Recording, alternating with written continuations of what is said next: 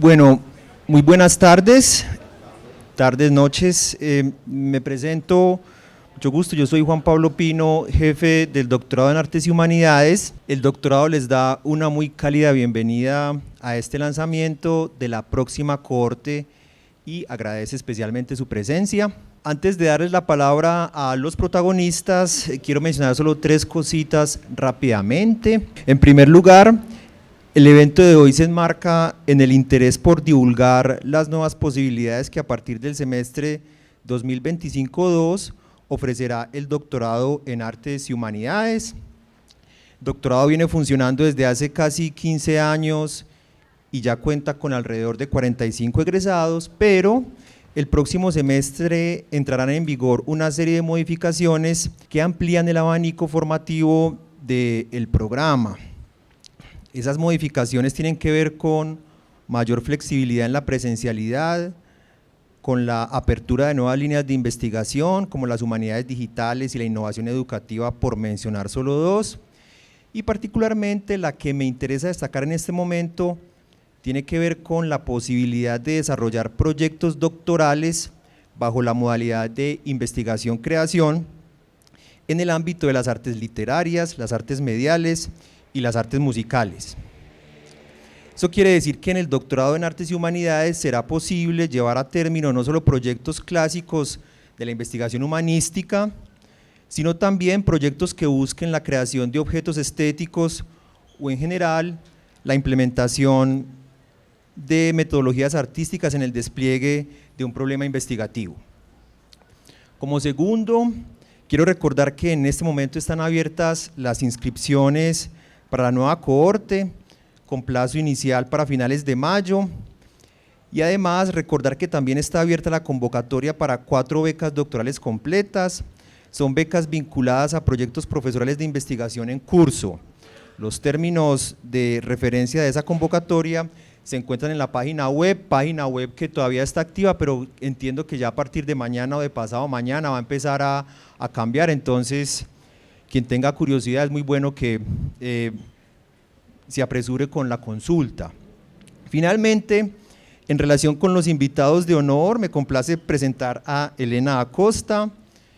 Elena es docente de la Facultad de Artes y Humanidades del ITM, candidata a doctora en Humanidades de la Universidad EAFIT, magíster y especialista en Estética de la Universidad Nacional de Colombia y licenciada en Filosofía y Letras.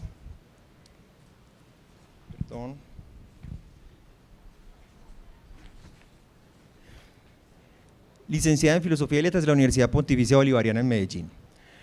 Es autora de muchos libros, voy a mencionar aquí algunos: Las experiencias estéticas del transeúnte, Cartografías literarias de la Universidad Nacional en 2013, compiladora y coautora de Víctor Gaviria y El pueblo que falta, Ecos de Eco, aproximaciones semioestéticas al pensamiento de Humberto Eco, del 2021, Mitópolis, un ensayo sobre arte y memoria, de 2017, Casus, de 2017, Inventario y análisis de la representación tipográfica popular, Imagen de la tecnología, una doxografía, de 2014, en fin, Imagen y literatura, una comprensión estética, de 2013, hace tiempos Tomás Carrasquilla, editado por la Bolivariana, de 2008, ha participado en los libros Resistiendo y Perviviendo en Barbacoas, Prácticas estéticas e identidades en el centro de Medellín, en el libro Espacio Público y Violencia, en La condición de estar aquí,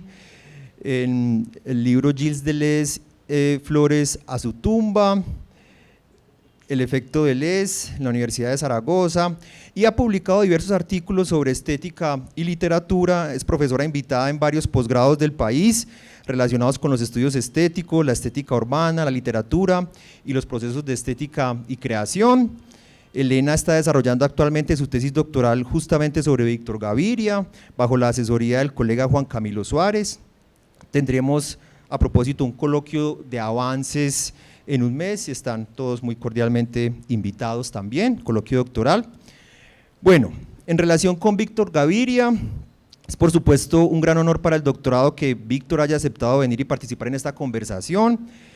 Ya Elena dará más detalles sobre la rica y polifacética trayectoria de Víctor como creador.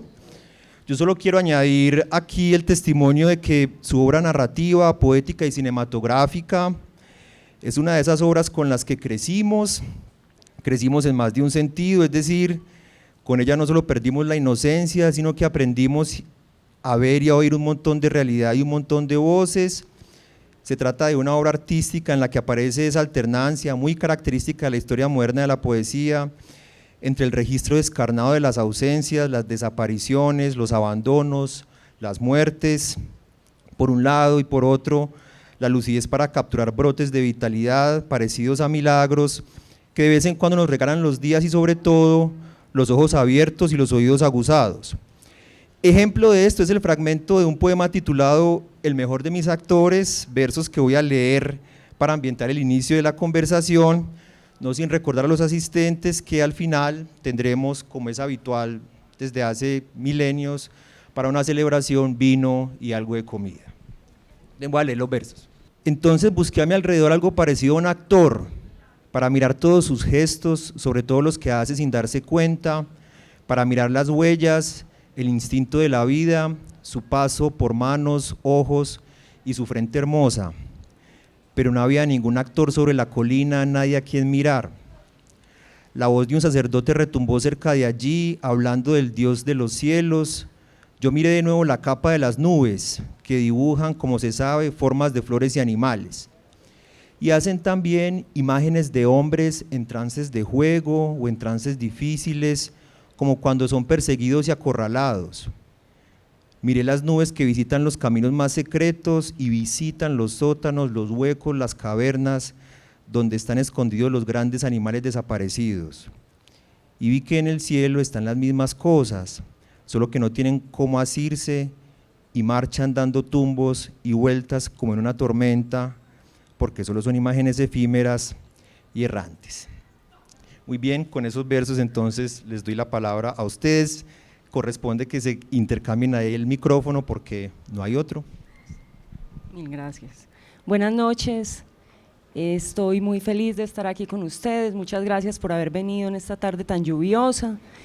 Agradezco mucho al doctorado en Humanidades de la Universidad de AFIT, muy especialmente al profesor Juan Camilo Suárez y a su director Juan Pablo Pino, quienes me acompañan en esta aventura y han organizado este evento tan lindo. Entonces, mil gracias y por supuesto a Víctor Gaviria por su generosidad siempre, por su obra y por haber aceptado la invitación para conversar hoy sobre sus procesos de investigación en la creación y para la creación.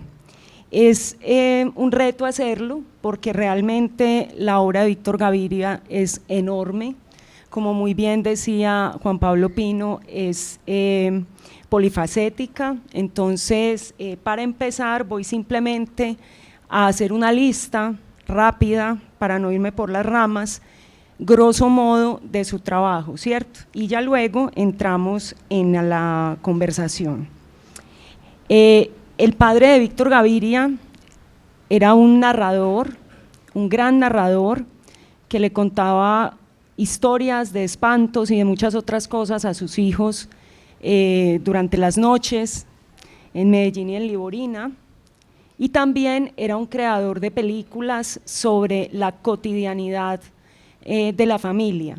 Esas dos cosas van a ser fundamentales, la narración y el cine, ¿no? Desde muy temprana edad. Escritor desde la infancia. Hay un detalle muy importante y es que desde el colegio Víctor Gaviria ha concebido la creación desde lo colectivo, incluso la experiencia poética. Entonces ha cultivado unas amistades que todavía conserva y que siguen siendo no solo testigos sino partícipes de su vida creadora, y que también algunos de ellos son artistas, poetas y han trabajado también en cine. Alumno, entre otros, del profesor Jorge Alberto Naranjo, detalle que tampoco es menor, puesto que todo el aparataje teórico que trae Jorge Alberto Naranjo, quien le da clase en el colegio, pues va a ser fundamental después. Por ejemplo, la lectura de Deleuze y de muchos de los autores postestructuralistas. estudiante de psicología, que lee desde muy temprano también a Jacques Lacan, asunto que también va a ser muy importante después en sus procesos de trabajo con los actores, o más bien con los potenciales actores, es decir, con los narradores que le cuentan sus vidas. Luego hablaremos un poco de eso. Participa de algunos de los grupos de Estanislao Zuleta, es integrante del comité editorial de la revista Cuarimántima, que funciona desde el 73 hasta el 82, él entra como parte del comité editorial y también como poeta, por lo tanto muchas de sus poesías que luego van a aparecer en los 3 primeros libros, en el primero y en el tercero sobre todo, poesía y crónica, están publicadas de manera fragmentaria en los números de la revista Cuarimántima. Su primer libro, Con los que viajo sueño, recibe el Premio Nacional de Poesía Eduardo Cotelamos. La luna y la ducha fría es el segundo, también recibe el segundo premio en el Concurso Nacional de Poesía de la Universidad de Antioquia, y algunas crónicas y ensayos. Hay algo importante también que señalo en esta lista inicial, sobre lo que trataremos de conversar algo, y es la relación de Víctor Gaviria con el ensayo. Aparecen algunos ensayos sobre poetas antioqueños muy importantes para él en los números de la revista Cuarimántima, y luego pues los veremos después en otras publicaciones, pero para mí esos ensayos son esclarecedores, son fundamentales para comprender las dimensiones del artista y también una especie de apuesta de principios desde muy temprano, ¿no? Desde muy joven. El primer corto es de 1979, el primer cortometraje. No voy a citar los cortometrajes porque son muchos los que aparecen a partir del 79 y durante toda la década de los 80, sobre todo el primer lustro. Luego viene el rodaje de Rodrigo de No Futuro, que es en el año 86, la película se estrena en el 90, y entre tanto publica en el año 82 el libro de crónicas, un libro para mí fundamental, no solo dentro de la escritura de Víctor Gaviria, sino dentro de la literatura colombiana. Este es un libro, pues les repito, de crónicas.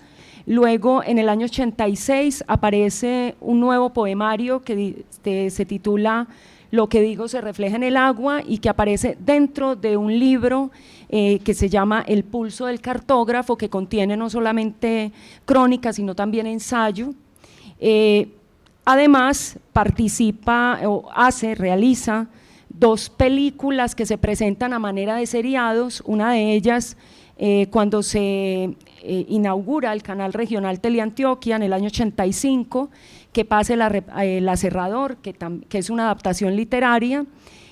Luego aparece una novela corta, una especie de noveleta en el año 1991 que se titula El peladito que no duró nada, y que Víctor siempre ha presentado como el resultado de una investigación para un guión que pretendía hacer una película sobre uno de los actores de Rodrigo de No Futuro, que fue asesinado. Esta ya tiene una reedición con motivo de su efeméride en el año Víctor 2021, ¿no? Con prólogo de Laura Mora. Muy bien. Luego El Rey de los Espantos es otro poemario dedicado a su padre luego de su muerte, publicado en el año 93. Luego viene el seriado, esta película, manera de serie, que se llama Simón el Mago, adaptación de la obra de Tomás Carrasquilla, en el año 1994, en los 10 años de Teleantioquia.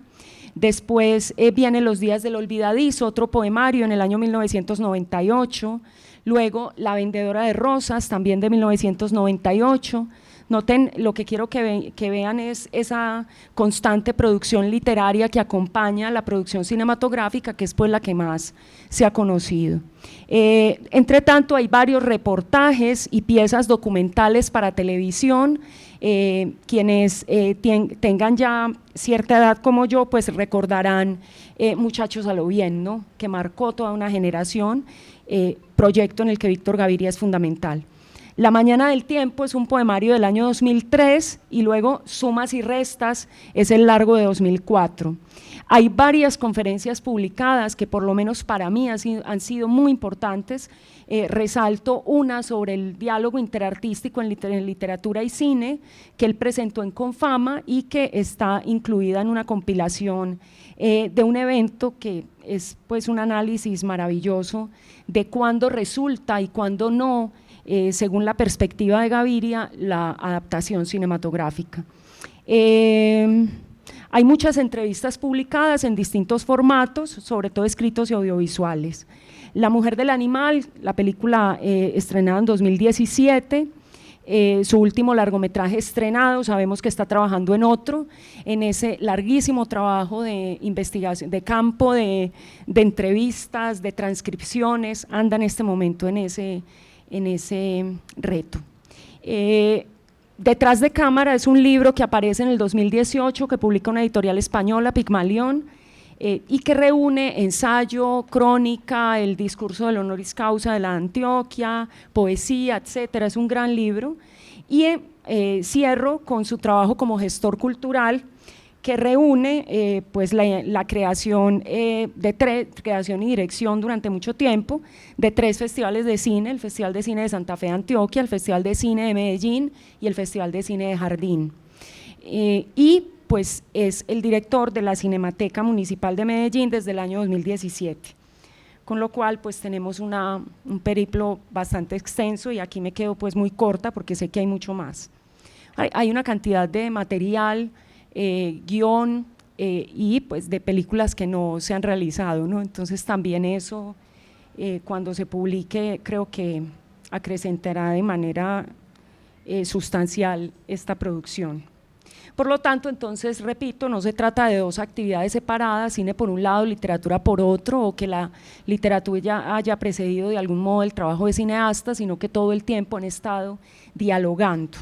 En ese sentido, ese arjel literario determina los procesos de creación.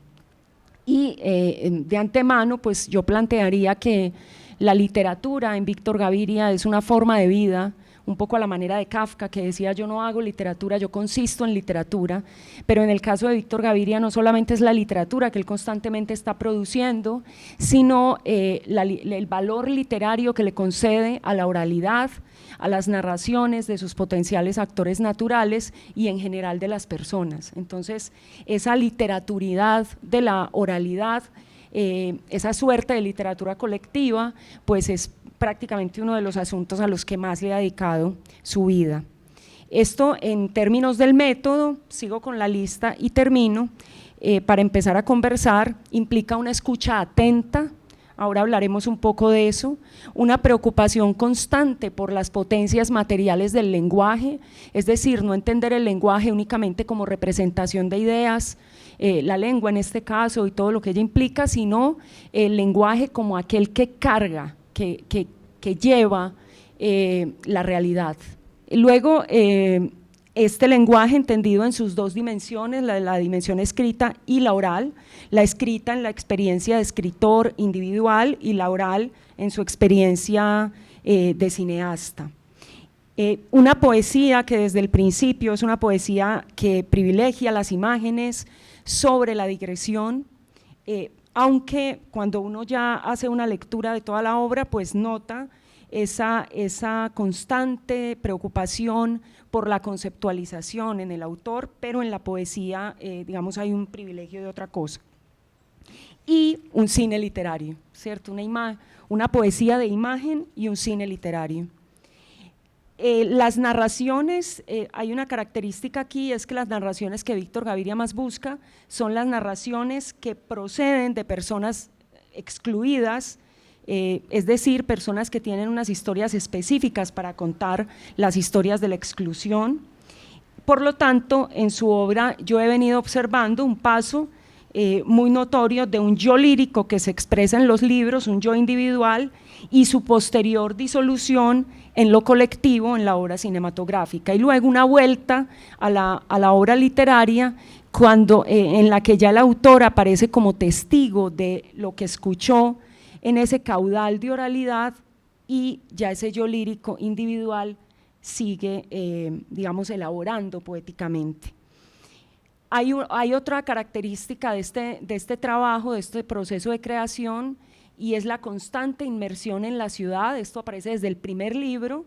Esa inmersión en la ciudad al principio se hace en los barrios en los que el autor vive desde pequeño: Buenos Aires, La Floresta, Calasanz, La 80, San Joaquín, el centro, y luego sale del valle. Ahora vamos a hablar un poco de eso, y empieza a subir las montañas hasta llegar a los márgenes de lo periurbano.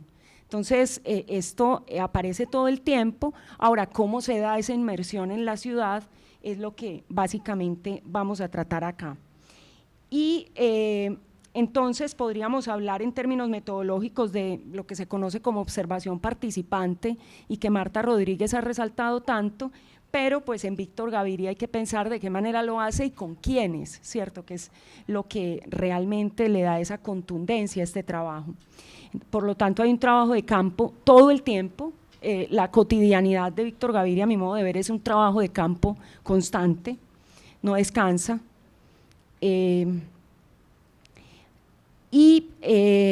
Esto tiene, en términos de lo que nosotros llamamos las bitácoras, tiene algo muy interesante: es que siempre está tomando notas en todo tipo de soportes, en cuadernos, en hojas sueltas, en libretas, en el computador, en Word, y recientemente en el celular, notas escritas y notas de voz. Entonces, digamos que es un tratamiento de la bitácora que ha asistido a las transformaciones de los soportes. Ahora les vamos a mostrar unas imágenes de ello, y también una cantidad de entrevistas que son constantemente llevadas a texto, ¿no? Y que cuando se transcriben, Víctor Gaviria hace mucho énfasis en que él encuentra la dimensión literaria que estas narraciones tienen, muchas veces escuchándola simplemente no, sino ya cuando la ve en texto, cuando la puede leer. Así que todo esto redunda en en el concepto que él tanto ha trabajado, que es la búsqueda de la aprehensión de los universos de la exclusión. Entonces ahora vamos a hablar un poco de ese concepto de universo, y cierro con los 3 puntos para resumir que involucrarían estos procesos. La narración, ¿sí? La literatura siempre en la oralidad y en la escritura. ¿Qué tipo de narración? Sí, un tipo de narración específica, en la narración de la exclusión, y por otro lado, como consecuencia, unos procesos de violencia extrema que advienen precisamente por los niveles de exclusión de nuestra ciudad.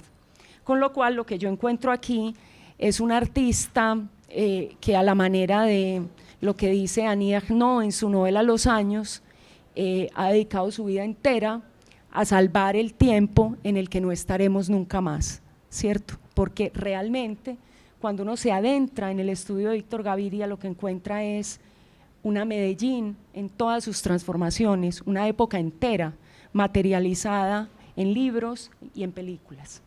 Entonces, para empezar la conversación, y yo aquí ya me voy callando un poco, empecemos, Víctor.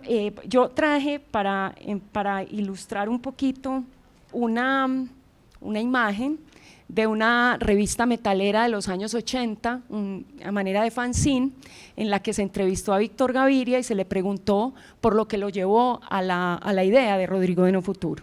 Entonces le dicen: ¿qué te inspiró a hacer esta película? ¿Por qué? ¿Qué idea? ¿Por qué?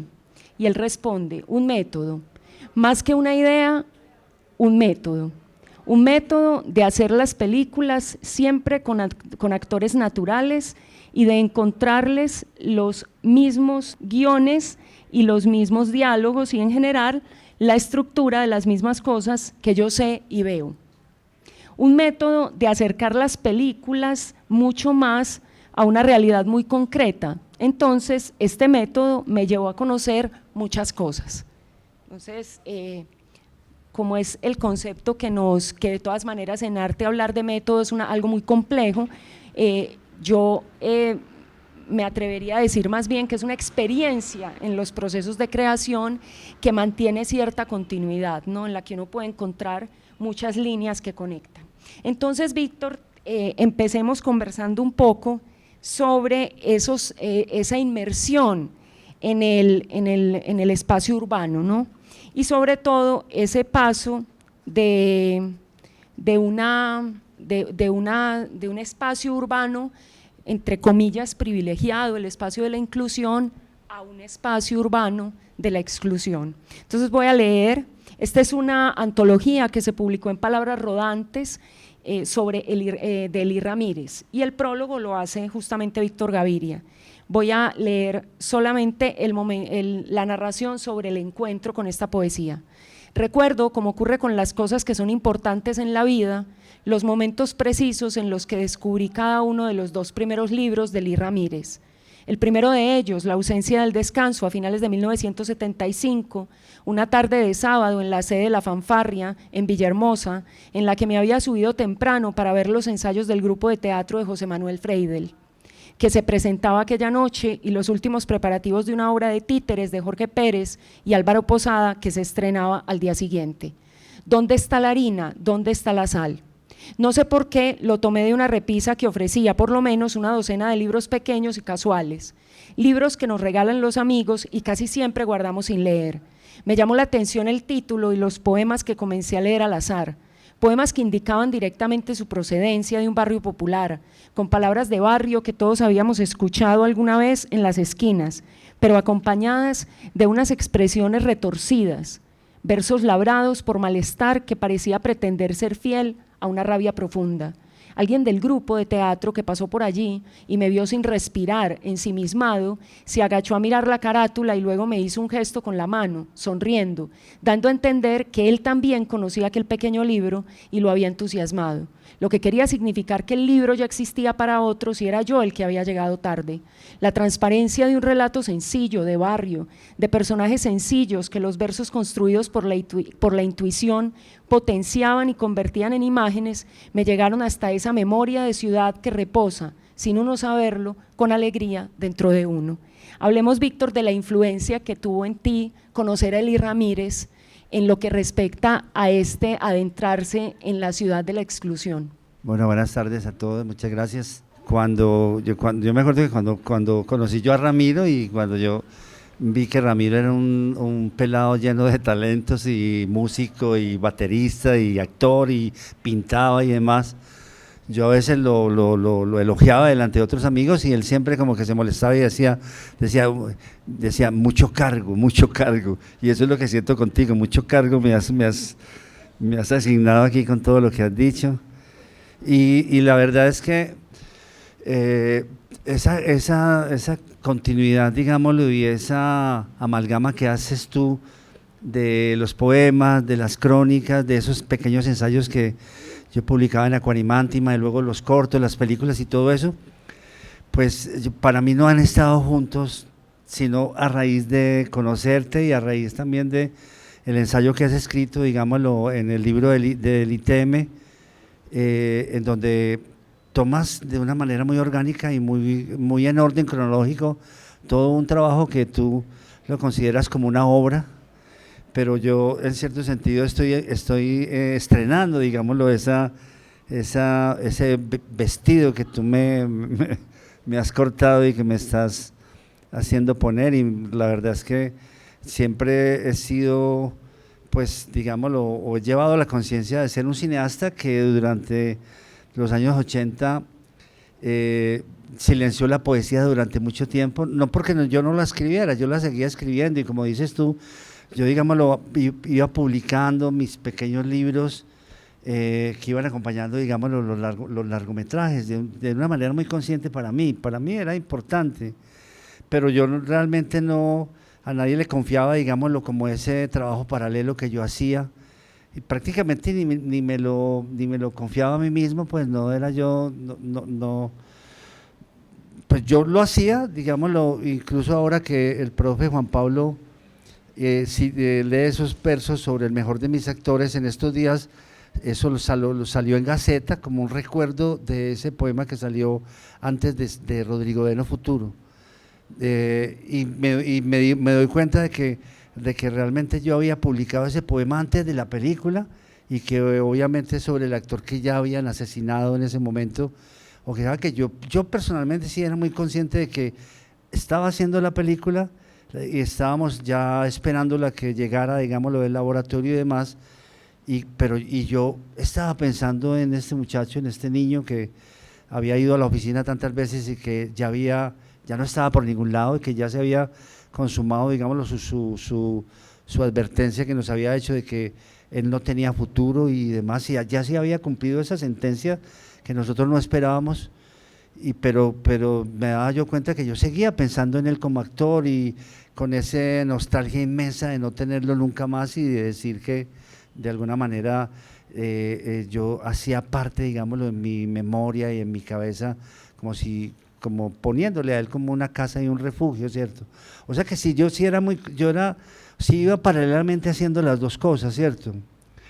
Pero digámoslo, no, como que cuando sale Rodrigo de No Futuro y luego cuando sale La Vendedora y bueno, ya se van sucediendo todas estas películas, yo voy elaborando un método, que vamos a hablar de ese método porque realmente sí existe, pero yo había dejado atrás incluso todos esos años que fueron muy importantes para mí como persona, de haber estado en Acuarimántima y esa fortuna tan tremenda de haber sido invitado por Elkin Restrepo a ser parte del equipo de redacción y conocer ahí de una manera tan casual y tan directa y tan fácil a todos estos grandes poetas, pues que el mismo Elkin Restrepo, sobre todo pues digámoslo a José Manuel Arango, que seguramente para muchos de ustedes es una voz que lo acompaña a uno en este vivir en Antioquia y en Medellín, es una voz cultural importantísima a la que uno siempre recurre y a la cual uno sabe que va a recurrir y que sabe que llegará el momento donde todavía no lo hemos leído como debe leerse, porque no sé, como que hay muchas cosas que las va un poco postergando y sobre todo estar con Eli Ramírez, pues ¿sí me entiendes? Yo cuando tengo ese recuerdo ahí de estar en la fanfarria y haber descubierto ese librito, La ausencia del descanso, yo no me acuerdo qué año era ese, pues no sé si yo ya estaba en Acuarimántima, yo creo que no. Sí, yo creo que yo no estaba en Acuarimántima, yo creo que iba a entrar en esos días, le mostré unos poemas a Elkin Restrepo, él me invitó a su casa y yo le leí una carpeta que tenía, que mi hermano Juan, que era alumno de Elkin Restrepo y que ha sido como un poco mi manager, mi hermano Juan, y entonces se lo mostró a Elkin y Elkin no sé, como que lo conmovieron de alguna manera y me invitó a ser parte de la revista y ahí es cuando yo estoy en ese grupo de poetas tremendos en donde ya estaba Eli Ramírez.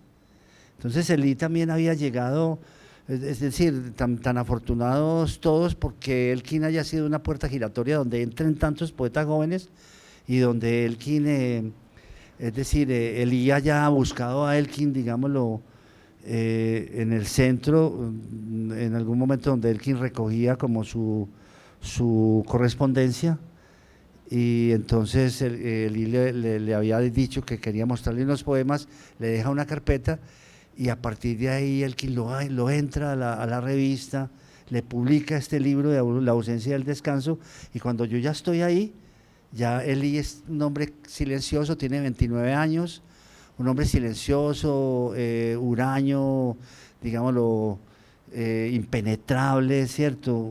Sin ningún tipo de gestos con ninguno de nosotros de amistad, sino de pronto se iba y se iba para el patio, ¿cierto? Y llegaba ya se iba como a trabar por allá en el fondo de la casa donde Miguel Escobar.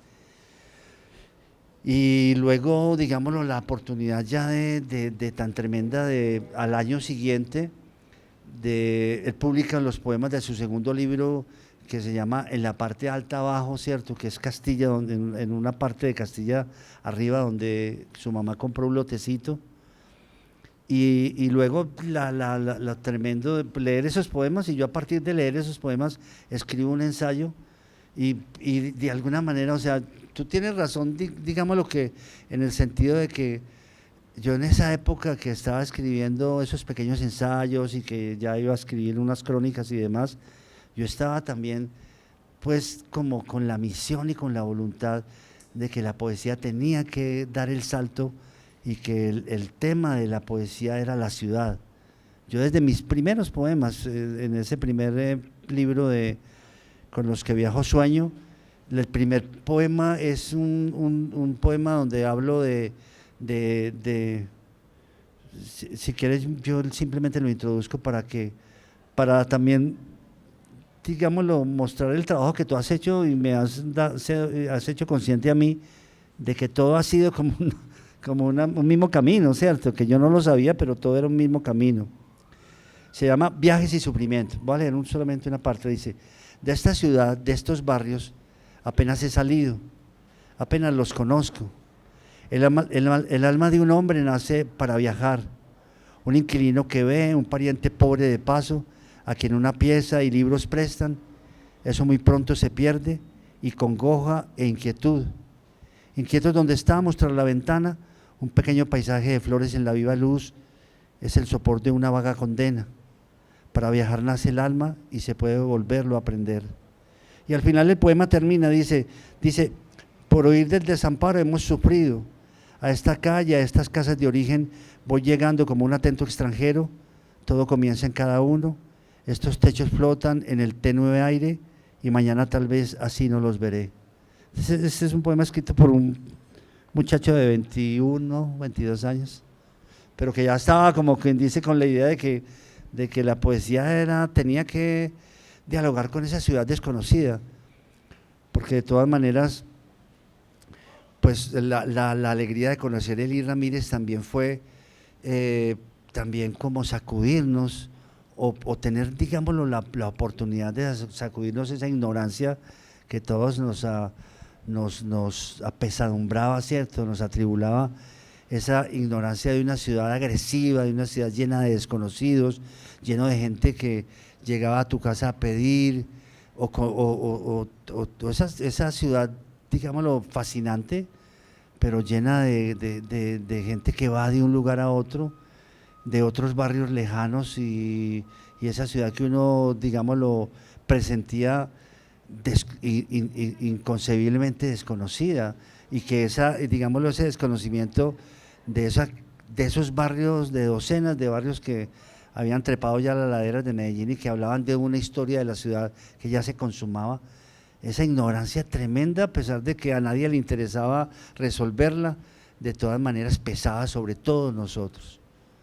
Yo no sé si todavía pesa sobre los muchachos ahora que salen a ver el Valle de Aburrá y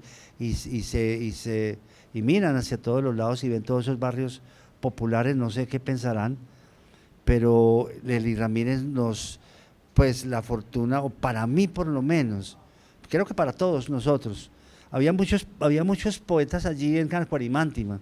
Estaba Daniel Vinograd, estaba Jaime Alberto Vélez, estaba Juan José Hoyos también, Darío Ruiz también estaba allí, a veces hasta Manuel Mejía también se juntaba ahí en ese grupo, y para todos yo creo que eso fue una campanada inmensa. Nosotros que estábamos más jóvenes, yo que tenía 23 años, pues yo recuerdo la tarde-noche, en que no sé por qué él, que era tan huraño y que no le gustaba, digámoslo, darle gusto a nadie, porque él sí fue una persona que nunca le dio gusto a nadie, porque tú sabes que en general los poetas le dan gusto a todo el mundo y le sonríen a todo el mundo, y él para nada.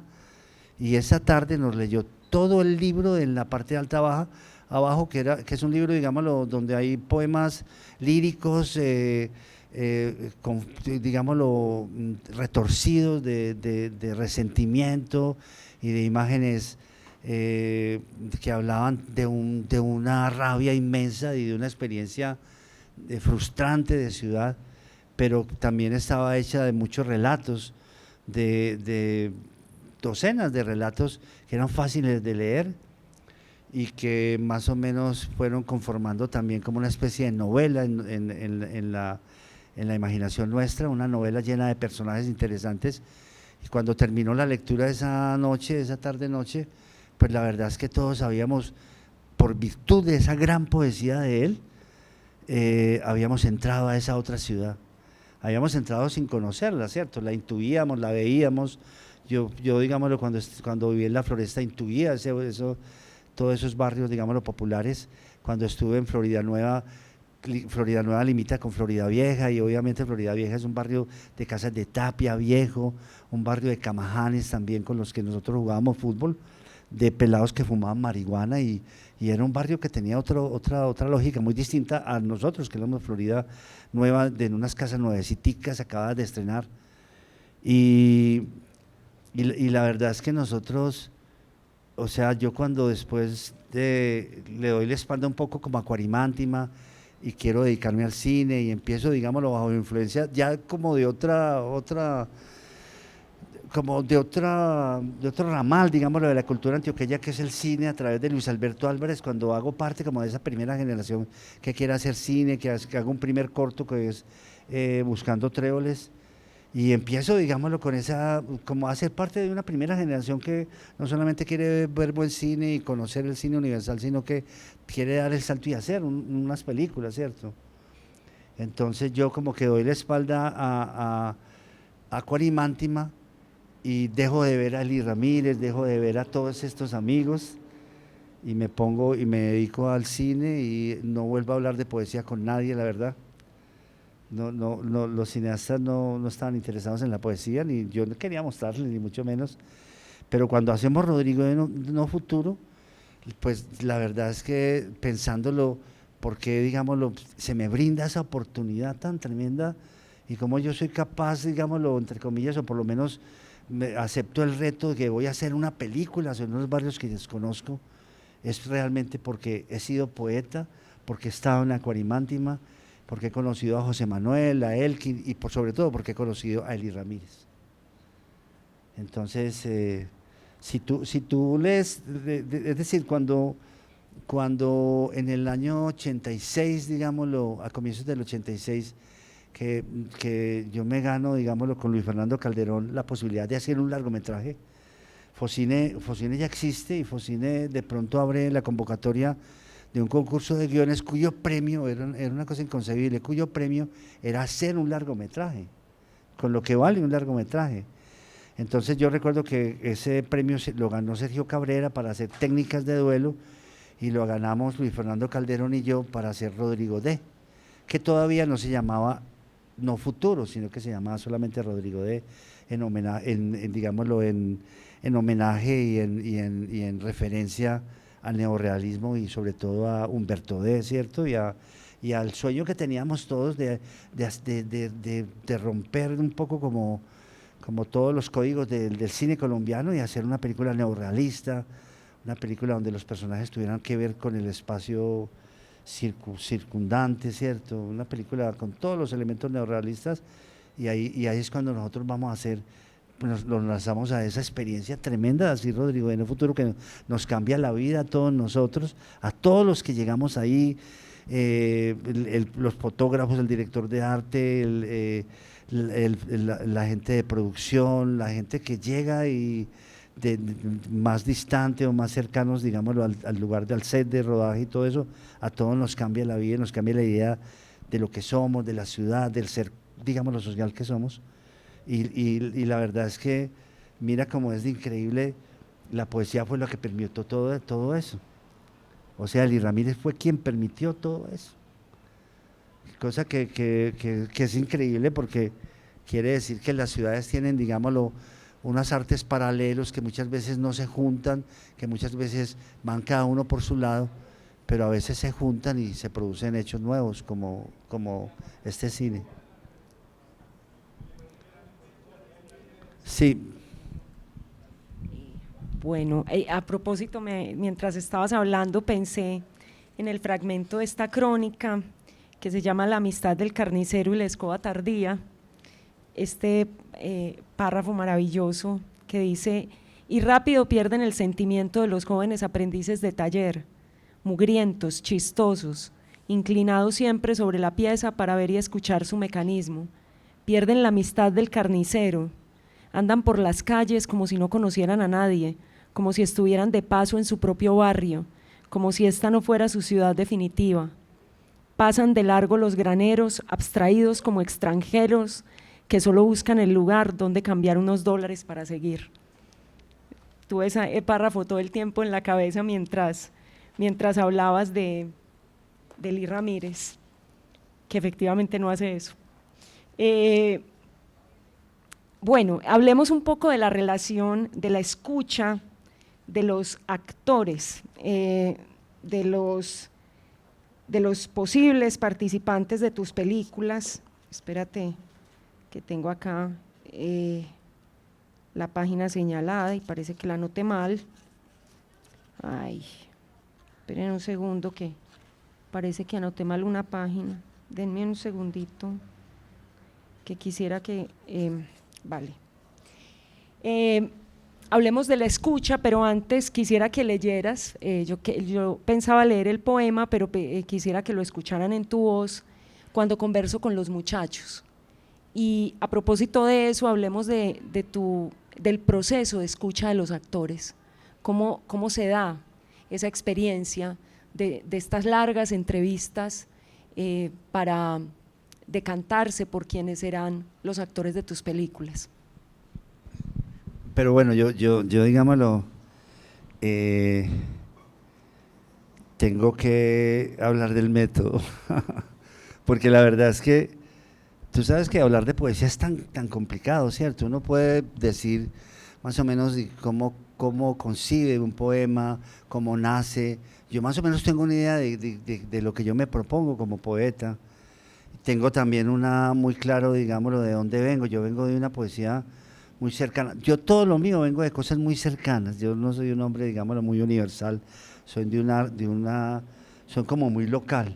O sea, las primeras películas que yo veo son las de mi papá, que son películas familiares que proyecta, nos reunimos a verlas, digámoslo, cuando yo estaba niño, de 8, 10 años, las veíamos en mi casa, de pronto porque mi hermano mayor Luis Carlos decía de pronto, yo no sé por qué se llenaba de entusiasmo y hacía un pequeño teatrino en el patio y cuando oscurecía proyectaba en el proyector de 8 milímetros las películas, pues entre comillas, películas de mi papá, o sea, películas familiares, y esas películas sin sonido de mis abuelos, de mis tíos, de mis hermanas, de mis hermanos mayores y todo eso que yo no había participado en ellas porque no había nacido todavía. Esas películas me tocaron durísimo, pues no sé, es el cine que yo vi cuando estaba niño.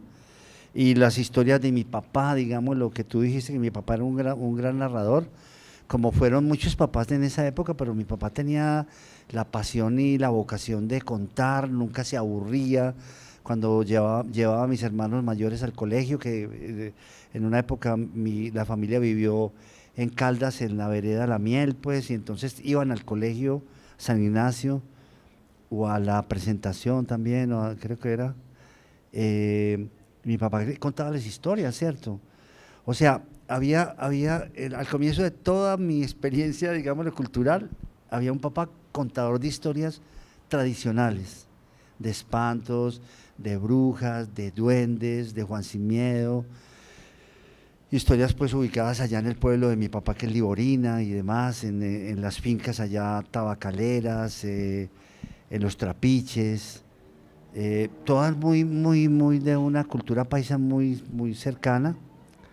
Y entonces, digámoslo, toda esa experiencia de ese arte, digámoslo, del cual yo conservo mucha nostalgia, porque cuando ya nosotros crecemos y cuando yo ya soy un niño de 10 o 12 años, la familia se separa, ya mis papás se separan, los mayores van a una parte con mi papá, los menores con mi mamá a otra casa, y ya pierdo como el contacto con mi papá narrador.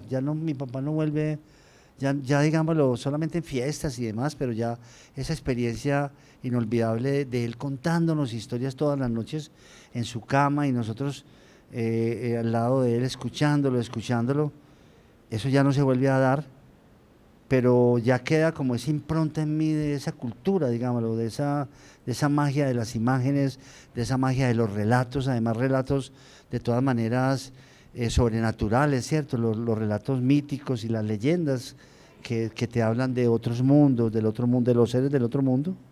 de esos seres mágicos del otro mundo que son fascinantes. Te cuento todo esto porque digámoslo, cuando yo empiezo a hacer cine, digámoslo, a hacer esos cortos tan rudimentarios, en donde trato de aprender con mis amigos a pegar un plano con otro, ¿cierto? A tener el efecto Kuleshov, pues, de que dos planos crean una tercera realidad, a fascinarme con esa cosa tan sencilla que es el lenguaje del cine. Yo, digámoslo, empiezo a preguntarme, estoy muy cerca de Luis Alberto Álvarez, tengo la fortuna de estar muy cerca de él, como otros amigos, a ver sus páginas de cine, cada semana de lo que estaba escribiendo, a sentarnos con él a ver cine, digámoslo, en el patio de su casa, en un proyector Benanhauer de 16 milímetros, ver todo ese nuevo cine alemán del cual él conoce y habla mucho. Y digámoslo, la pregunta que yo siempre me hacía en esos años era, ¿dónde iba a encontrar yo los actores, cierto? ¿Dónde voy a encontrar los actores para mis cortos, para mis películas? Entonces voy y los busco obviamente a los grupos de teatro, pero que esos grupos de teatro la verdad es que me espantan pues su sobreactuación y lo lejos que están del cine en ese momento. Ya no tanto, pero en ese momento sí estaba muy... nadie pensaba en hacer cine, todo el mundo estaba en el pequeño teatro y estaban todos haciendo un teatro muy político, muy político, es decir, en donde casi todos, siempre los actores, digámoslo, casi nunca hacían momentos de diálogo, ni de ficción, ni de teatralidad, sino que declamaban, digámoslo, unas consignas políticas frente al público y demás. Entonces, durante esos años del 80 yo hago un corto que se llama La lupa del fin del mundo, luego otro corto que se llama El vagón rojo, y luego hago una peliculita para mí muy importante porque fue como un salto que dimos a todo nivel de lenguaje y también técnico, que Focine nos ganamos también una convocatoria para hacer lo que se llamaba en ese momento mediometrajes para televisión. Hicimos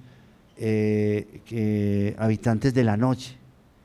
Entonces, después de Habitantes de la Noche conozco un tipo extraordinario que de alguna manera como que prefigura para mí como el primer actor natural que yo conozco, y que es Alonso Arcila, que es un tipo que yo lo he escuchado, digámoslo, en las noches, y he tenido esa experiencia, que es también una experiencia como de lenguaje, porque es muy bonito el ver cómo habla con una cantidad de gente de las actividades de la noche que no son propiamente elocuentes, que son taxistas, celadores, trabajadores, digámoslo, de turno negro de algunas empresas de confecciones, niños haciendo tareas, gente quejándose de enfermedades, bueno, no una gente no muy elocuente, y esa capacidad fascinante de él hablar con toda esta gente llena de ignorancia y demás, y pues llenos de humores y de humor y todo eso.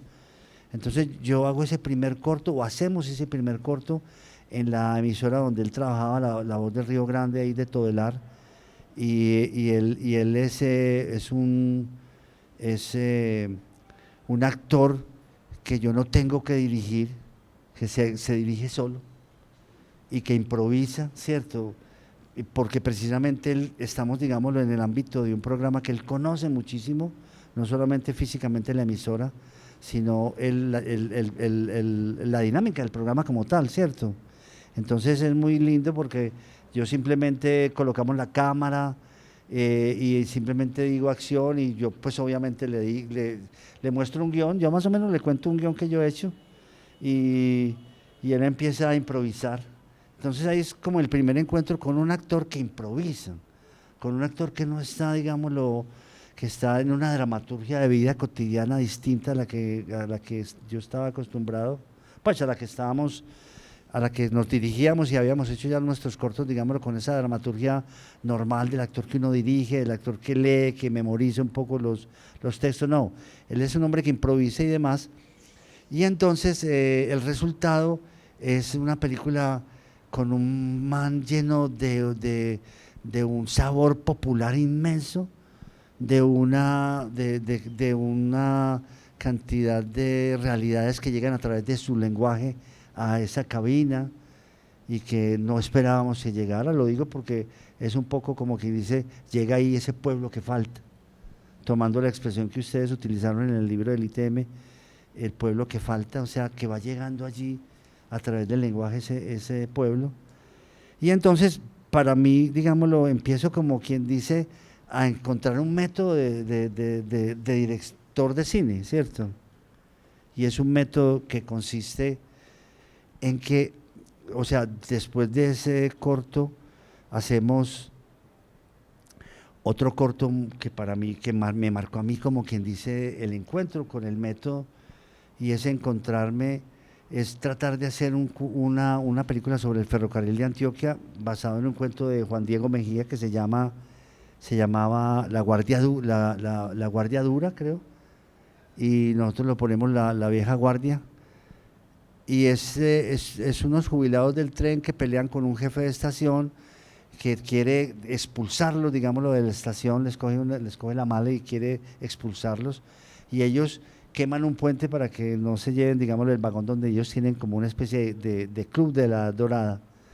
Pero entonces yo como Juan Diego, digámoslo, es un hombre político que está haciendo política por allá en Aracataca y demás. Entonces es unos jubilados todos, digámoslo, contaminados de una política que yo no conozco ni demás. Entonces yo sé que tengo que cambiar, digámoslo, el universo del cuento, ¿cierto? Entonces conservo el argumento, pero tengo la experiencia de que voy a trabajar un universo, y el universo ya no es político, sino el universo del ferrocarril de Antioquia, y me encuentro que trabajo con unos actores que no conocen tampoco ese universo del ferrocarril. Busco en libros, trato de investigar, no encuentro nada, no hay como relatos de lo que es la historia del ferrocarril, y entonces me ocurrió una cosa muy sencilla, que es ir a una cantina, a un café en Belén, y encontrar allí a unos jubilados del ferrocarril, en donde estaba un señor don Octavio, que era el abuelo de una compañera mía de estudios, y entonces converso con esos tipos del ferrocarril de Antioquia, esos jubilados, y ahí aparecen los narradores. Entonces ese es el método que yo empiezo como a elaborar, un poco recordando a mi papá, que es narrador. Entonces estos viejos jubilados empiezan a contarme una cantidad de historias del ferrocarril, de famosos maquinistas, de famosas locomotoras que tienen sus alias y sus nombres, sus números, historias, digámoslo, de descarrilamientos, historias de la violencia del ferrocarril, bueno, historias de luchas, digámoslo, ya sindicales, y una cosa, historias lo más de lindas, ya anécdotas, episodios ya lo más de lindos, que yo recuerdo que yo los copiaba, no los grababa en esa época ni nada, pero tuve como la idea de que era muy importante el universo, y que ese universo era más importante que el argumento mismo, porque el argumento ya yo lo tenía del cuento de Juan Diego. Entonces tengo ese cuento, tengo el argumento, y estos tipos empiezan a darme, digámoslo, ese entorno del universo del ferrocarril, cómo funciona pues cómo funciona, digámoslo, todo ese momento del ferrocarril diariamente, ¿cierto?, de la estación del ferrocarril y demás, que hace el jefe de estación, que hace un fogonero, bueno, me lleno de historias. Y entonces en el rodaje, este señor que se llama Don Carlos, que es un tipo maravilloso que conocimos en ese momento, este gordo maravilloso, que se sabía todas las canciones del mundo, que había sido inspector también de vereda, inspector de policía. Este señor, de pronto, en un momento dado, en los ensayos, el hombre empieza a improvisar, y yo me doy cuenta que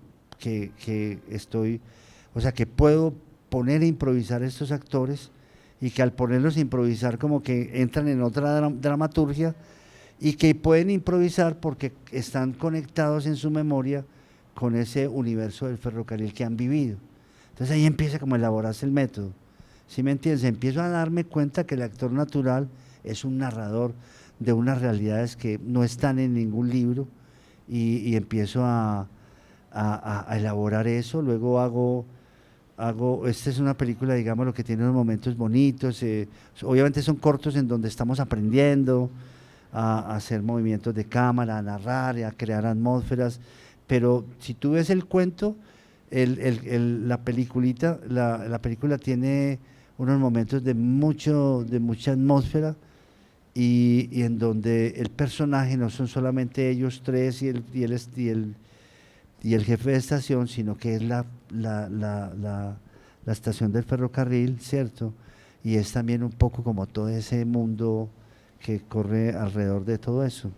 Entonces voy como elaborando y luego hacemos los músicos, y profundizo mucho más eso, y ya cuando llego a Rodrigo de No Futuro, yo ya tengo muy claro que voy a invertir, digámoslo, la forma de escribir los guiones, que digámoslo, en general los guiones se escriben, digámoslo, uno tiene el argumento y después uno investiga sobre el universo, o sea, sobre el contexto, digámoslo, donde ocurre propiamente la historia, digámoslo, de comienzo a final, la historia de causalidades de comienzo a final de los personajes, pero yo cuando hice Rodrigo yo invertí totalmente, digámoslo, la metodología, y a pesar de que teníamos un guión, yo les dije a mis amigos, muchachos, vamos a hacer una historia en donde vamos a contar la historia de la violencia de estos barrios populares. ¿Quién nos la va a contar? Nos la van a contar los actores. Vamos a buscar unos actores que lleguen aquí a la oficina, y entonces empezó una relación muy hermosa, la verdad. Yo les voy a mostrar enseguida, digámoslo, un momento de esa relación, de una conversación interminable con estos muchachos que llegaron de Manrique, Guadalupe, que llegaron a la oficina pues a través de, digámoslo, de la casualidad pues de una amiga que yo conozco en la calle.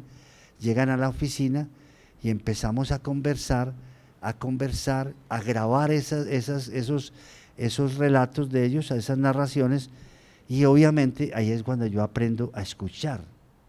¿Sí me entiendes? Yo me doy cuenta que como director, de aquí en adelante voy a ser una persona que soy una escucha completo, una persona que está como con mi papá, ¿sí me entiendes? Así que como yo escuchaba a mi papá, yo estoy escuchando ya a estos muchachos que me están contando sus vidas, y obviamente había estudiado psicología pues unos semestres en la Antioquia, había estudiado un poco a Freud y algunas cosas de Freud, y había escuchado también como que se conjugan también unas cosas súper interesantes, digámoslo, pero no muy superficiales para mí. Pues obviamente la escucha psicoanalítica, ¿cierto?, que como dices tú, pues de alguna manera tuve unos profesores y una profesora muy lacaniana, y por lo tanto una profesora en donde destacaba que lo que uno escuchaba eran unos significantes que de pronto producían un sentido y que de pronto producían otro sentido, y cuando yo me encuentro con estos muchachos, todo te conjuga allí, ¿sí me entiendes? Aparece Eli Ramírez, pues digámoslo, aparece su recuerdo, aparecen sus poemas. Entonces yo me doy cuenta que esos muchachos yo ya los conozco, que es como un déjà vu, yo ya los conozco, y entonces ellos lo primero que traen, digámoslo, de ese mundo que yo no sé cómo designar, pero que después me doy cuenta que no hay otra palabra más propia y más profunda y más contundente que la exclusión.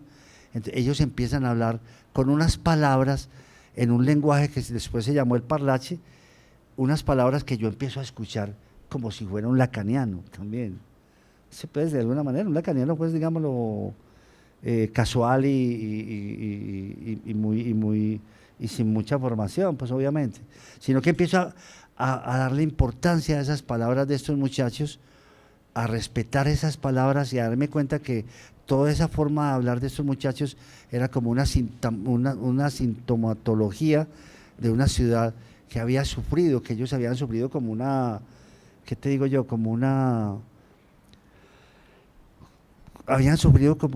como un desplazamiento dentro de la ciudad mismo. Ellos estaban en la ciudad, pero no estaban en la ciudad. Ellos estaban, digámoslo, detrás de un vidrio inmenso que nadie veía, Ellos estaban al otro lado de las instituciones, al otro lado de la historia de la ciudad, ellos estaban en una intemperie impresionante, y ese lenguaje que ellos decían allí, que luego se llamó el parlache, que unos lingüistas de Antioquia lo bautizaron como el parlache, ese lenguaje era el tema de la película. Entonces, obviamente, vuelvo y te digo, tú me preguntas a mí, ¿por qué me convierto yo en una persona que escucha? Por eso, porque ya la metodología, que es un poco lo que nos reúne acá, consiste en que el actor natural viene de unos universos y me cuenta a mí esos universos, digámoslo, desde su propia vivencia, sin teorizar ni nada, sino contando su vida, y entonces ese actor natural es un narrador que me va contando a mí la complejidad de un universo que yo desconozco y que todos desconocíamos, y que es el universo de esos barrios de exclusión de Medellín. Y entonces construimos un guión a la inversa, desde el universo hacia el argumento. No como se hace siempre, que siempre, y yo soy muy consciente, en general casi todas las películas se hacen desde el argumento hacia el universo, pero cuando tú ves una película donde predomina el universo, las películas tienen otra lógica distinta, y yo creo que esa fue la lógica que la gente vio cuando vio Rodrigo de No Futuro. La gente se asombró porque entró, digámoslo, en un universo desconocido, lleno de detalles, lleno de personajes, de momentos, y impregnado de un lenguaje que lo contaminaba todo. Entonces, no sé, ese es pues cuando tú me dices a mí, bueno, Víctor, vamos a hablar del método, y bautizan esta conversación como el método, y entonces ahí aparece, digámoslo, también ese poeta que escribe sus poemas, digámoslo, de su vida, de su papá, de sus hermanos y todo eso.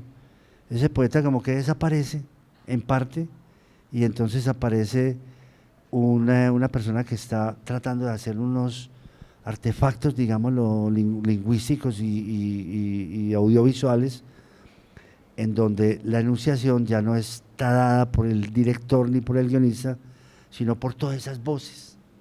Entonces ahí es cuando aparece, cuando yo le digo, cuando me preguntan a mí, Víctor, ¿y usted realmente por qué piensa usted por qué como que renuncia a imaginar? Porque usted renuncia a crear personajes. Y yo digo, porque encontré una cosa más fascinante para mí, que es la posibilidad de encontrar un rumor colectivo a través del cual construimos un guión, y estamos ya en una enunciación colectiva que me parece a mí que da cuenta de esta experiencia de ciudad me parece a mí que el otro lado, digámoslo, de la construcción de ese mundo desde el argumento y desde la enunciación de un yo, no lo podría dar. Entonces ahí me quedé yo enclavado, ahí me quedé yo, digámoslo, y no he salido digámoslo, de ese tipo de cine. Pero de todas formas, digámoslo, es increíble. Yo me acuerdo que cuando estábamos haciendo Rodrigo de No Futuro y nosotros grabábamos a estos actores y los escuchábamos hablar todo lo que nos contaban en unos relatos que no eran propiamente de medios de comunicación, porque no eran entrevistas para Teleantioquia, ni para El Colombiano, ni para nada, eran una investigación. Entonces, eran como un psicoanálisis, te lo digo, porque estos pelados hablaban, a veces lloraban, a veces mostraban, digámoslo, sus limitaciones como actores, o su digámoslo, su capacidad también como actores, como su dibujo como actores y demás. De todas maneras, yo empiezo entonces, digámoslo, a hacer eso lo que les quería contar es esto, que nosotros obviamente esa literatura oral que ellos nos daban, porque era literatura, ¿por qué? Porque ellos trataban de contarnos su vida, de contarnos unas experiencias complejas, difíciles, unas experiencias que ellos mismos tampoco entendían y que lo sabían, digámoslo, porque eran experiencias de abandono, experiencias de familiares complejas y sobre todo experiencias también de estar al otro lado de la ley, ¿cierto? De estar muy cerca de la violencia y demás. Entonces ellos hacían unos esfuerzos, digámoslo como lo hace un escritor, por expresar una verdad y unas vivencias. Entonces cuando nosotros transcribíamos, convertíamos esa literatura efímera, oral, efímera, pero la sentábamos y la transcribíamos, ya, y la íbamos como formando unas especies de libros, de mamotretos, de esos testimonios. Yo recuerdo que en ese momento estaba Fernando Rendón en esa época éramos buenos amigos, todavía lo somos, pero ya no nos vemos, pero en esa época éramos buenos amigos y él trabajó, digámoslo, en la película durante un tiempo, y él, cuando leía las transcripciones, él cada rato se acercaba donde mí y me mostraba las transcripciones, y él ya con un lápiz, con un bolígrafo, editaba el poema que estaba allí. Entonces me decía: Víctor, hermano, estos son puros poemas. Eran puros poemas. O sea que ese trabajo mío de poeta seguía allí mismo. Era increíble. O sea, yo seguía ahí como poeta, solo que esos narradores que yo escuchaba y que transcribía, lo que hacían era darme a mí la posibilidad de acercarme a un universo a través de unos poemas increíbles. Entonces, si quieren, dejamos este poema para más adelante, que tú me dices que lo leamos. Este es un poema de hablar con ellos mismos también, ¿cierto? De hablar con ellos. Y es un poema que nace también un poco de esos mismos años, de hablar con ellos. Pero si quieren, veamos entonces un momento de esa conversación que yo quiero que ustedes vean, digámoslo. Estábamos hablando con John Galvis, que era un pelado como de 21 años o 22 años, muy recorrido, muy agitado, muy vivido, muy golpeado por la vida. Y Yo sé que yo me veo muchas veces así, los pelados que identificados con la moda y bueno, y los pelados que hacen la moda, ¿me entiendes? Entonces yo sé que así muchas veces me veo, pero muchas veces, por eso muchas veces se ha asustado a mucha gente, porque no se lo creen. Entonces piensan que es un sueño y me matan al proyecto en el aparato, entonces pum, los tengo que despertar, para así es normal, ese que le contara yo de mi vida, hermano, es más aburrida que me llena de inquietud, incertidumbre. Ay, hermano, ¿saben qué? Mejor dicho, yo estoy cansado de todo eso, hermano. Yo quiero trabajar bien. Hay algo que, hermano, pues ya no me lo pongo nada. Yo quiero algo, hermano, porque es que me creo que. Bueno, al ligero que me consigan donde siga donde. Es que ahora ya no pueden. Tiene que estar uno conectado con gente, hermano, que tenga la herramienta. Porque no se mete en Dios, sino que. Pero uno no tiene una ametralladora, uno no tiene una granada, ¿cómo entendés? Y claro que tiene que tener un golpe de suerte también, un negocio y todo, pero eso es el suicidazo final, seguro. Y muchos pelados lo han tirado y ya están embargados. Ya acabamos poquito, hermano. Claro que pillos no hacen todos los días. Es huevonada. Pero yo, hermano, yo quiero escuchar algo. Porque si eso no hay nada, negocio fuerte y páralo ahí. O sea, en ese momento, esto es el año 86, más o menos pues como en abril del 86, y esto ahora uno oye esto y lo entiende, ¿cierto? Y como que hemos leído tantos libros sobre eso que se llamaba literatura de semáforo, lo que llamaba Héctor Abad la sicaresca. Hemos leído tanto eso, pero en ese momento para nosotros esto nos conmovía enormemente y nos zarandeaba realmente todo esto. Y eran cosas contadas muy desde su experiencia personal, no por darnos gustos a nosotros.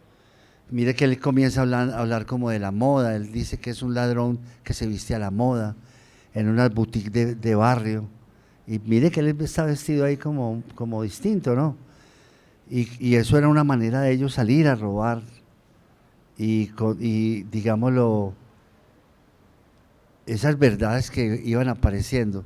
O sea, lo interesante es que aparece como la posibilidad de hacer un cine en donde la verdad llega no de un libro, de una adaptación, no llega de una experiencia, no llega de un guionista, sino que la verdad llega de unas voces, de unos narradores.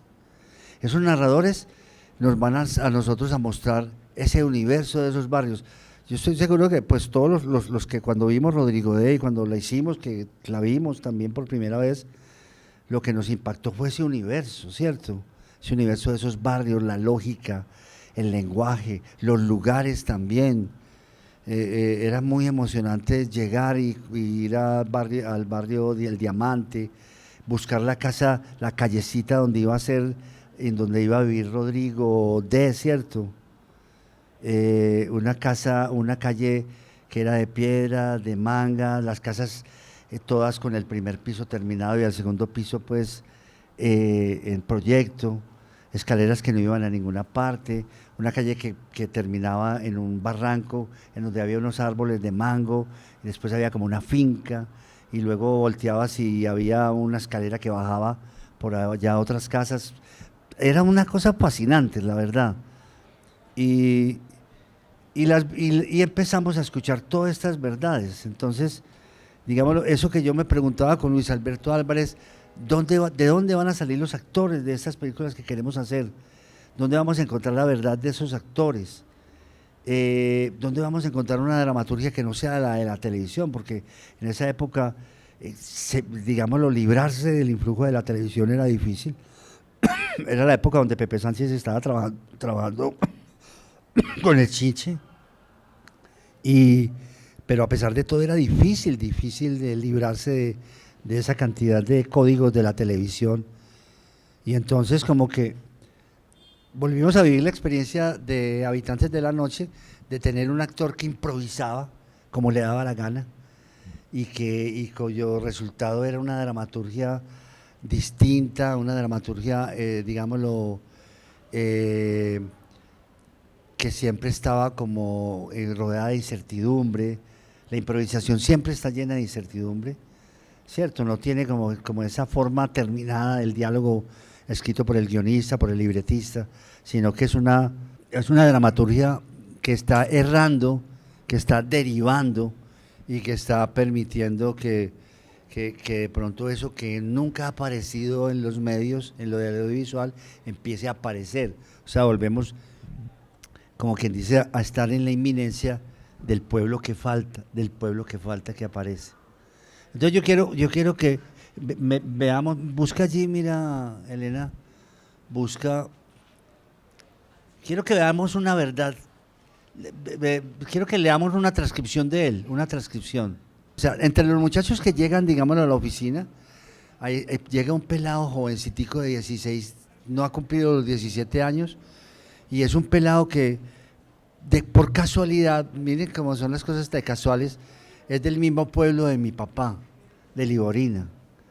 Y la abuelita ha conocido al abuelito mío, al abuelo nuestro, que le decían Papabel. Yo le pregunté a él, en un momento dado le dije, hombre, John, vos sos capaz de actuar en esta película, si te sentís capaz de actuar.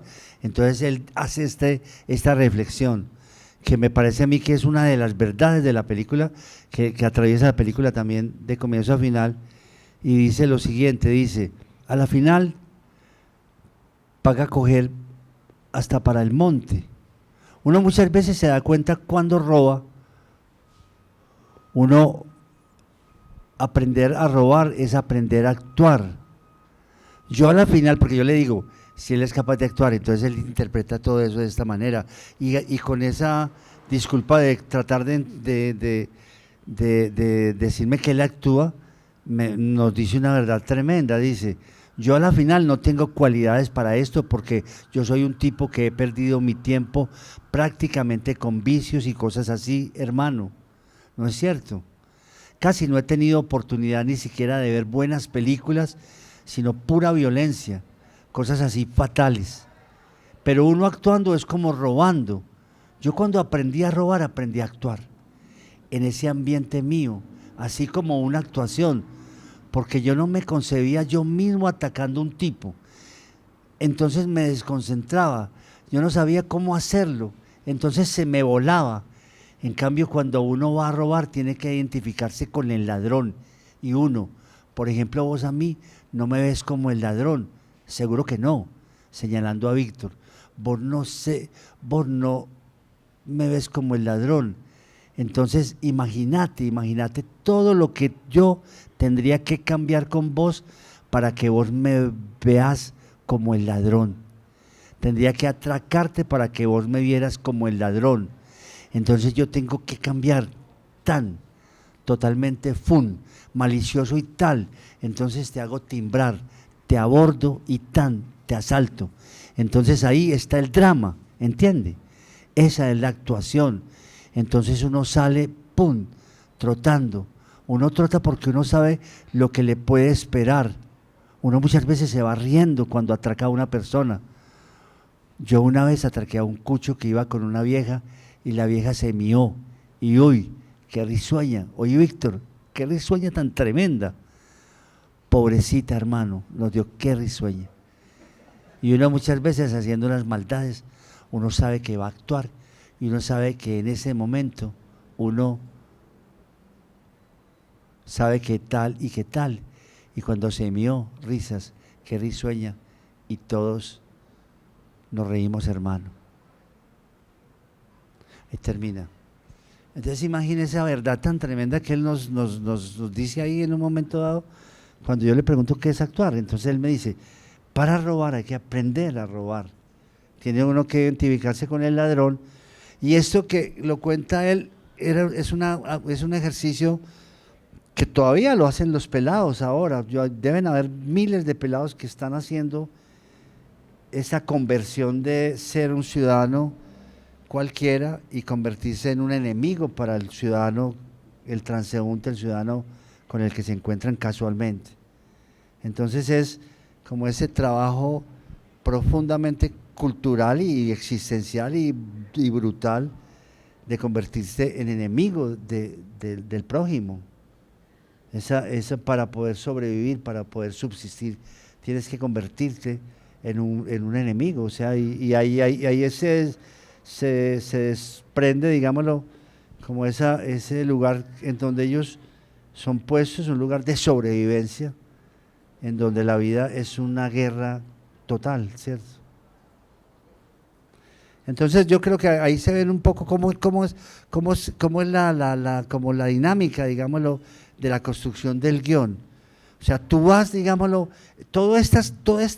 si quieren, quiero mostrarles este pelado Ramón, que era un pelado extraordinario. Era escritor, era poeta como Elí Ramírez. Yo me reía porque era como si yo me encontrara otra vez con Elí Ramírez. Yo me acuerdo que en esa época, yo no sé, yo estaba como muy lejos de Acuarimantima, no sé por qué, como que no había vuelto a hablar con ellos, pues. Ya Acuarimantima se había disuelto, no había vuelto a hablar con Elí, pero después de hacer Rodrigo D., después de que terminamos el rodaje, lo primero que hice yo fue llamar a Elí Ramírez, invitarlo a la oficina con Juan José Hoyos y presentarle todos estos muchachos. Y además prestarles a ellos los libros de Elí Ramírez. Yo ya en esta época les prestaba a ellos los libros de Elí Ramírez, porque yo no sé por qué, pues porque a ellos me parecían a mí que eran como Elí, ¿cierto? Y Ramón era un pelado que tenía una mochila donde guardaba 5 o 6 libros, 5 o 6 cuadernos despastados de tanto sacarlos y meterlos en la mochila, y escritos en un lenguaje codificado, en donde había convertido las vocales de números del 1 al 5 y algunas consonantes del 6 al 0, y escribía un diario que él se cuidaba, pues así, digámoslo, evitaba que su papá lo leyera y que su mamá lo leyera y que sus hermanos lo leyeran. Él llegaba muy tarde en la noche a la casa y se sentaba en una mesita a escribir, y él sabía que en cualquier momento su papá le abría esos cuadernos y eran cuadernos de un poeta ladrón. Vamos a mirarlo y ver qué poeta era este man. Entonces él llega a la oficina, me muestra los poemas, me los lee, y él se convierte en una persona fundamental para la construcción del guión. O sea, muchas de las verdades de Rodrigo Bueno Futuro están en este diario y en lo que él nos leía todos los días. Entonces miren y verá, cuaderno 2, septiembre. Este diario de alguna manera es como lo que es el universo de la película. Este es el universo de la película. O sea, no es que no está direccionado, digámoslo, no está contando, porque es un diario que no se sabe para dónde va, ¿cierto? Son cosas que están apenas ocurriendo pero van pasando, apareciendo personajes, situaciones, y va apareciendo, digámoslo, como el código de las actuaciones, como esa mentalidad profunda, digámoslo, que es lo que uno encuentra en el universo, ¿cierto? Entonces dice, lunes, hoy por la mañana por el rancho estuve jugando básquet y por la noche estuve en la cancha, nos trabamos y todo a lo bien. 23 martes. Hoy por la mañana por el rancho, en la tarde estuve dialogando con Ludi en su casa y todo muy nota. Luego por la noche le ayudé a hacer un trabajito, estaba lloviendo mucho, después salí por ahí a andar, estuve en El Hoyo. El Hoyo es la plaza de droga. Miércoles 24. Hoy por la mañana más aburrido que un hijo de puta. Yo no sé ni qué hacer sin plata, quieto. Me llamaron de tiempos. Aquí, digámoslo, esta primera parte es también muy bonita porque él registra, digámoslo, la amistad nuestra con él, de que lo llamábamos, de que él iba a la oficina, de que nos pedía plata, pues que le pagáramos.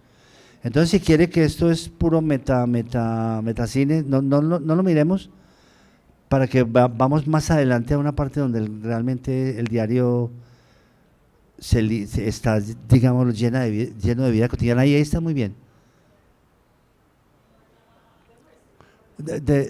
Si quieres, devuélvete un poquitico, devuélvete un poquito.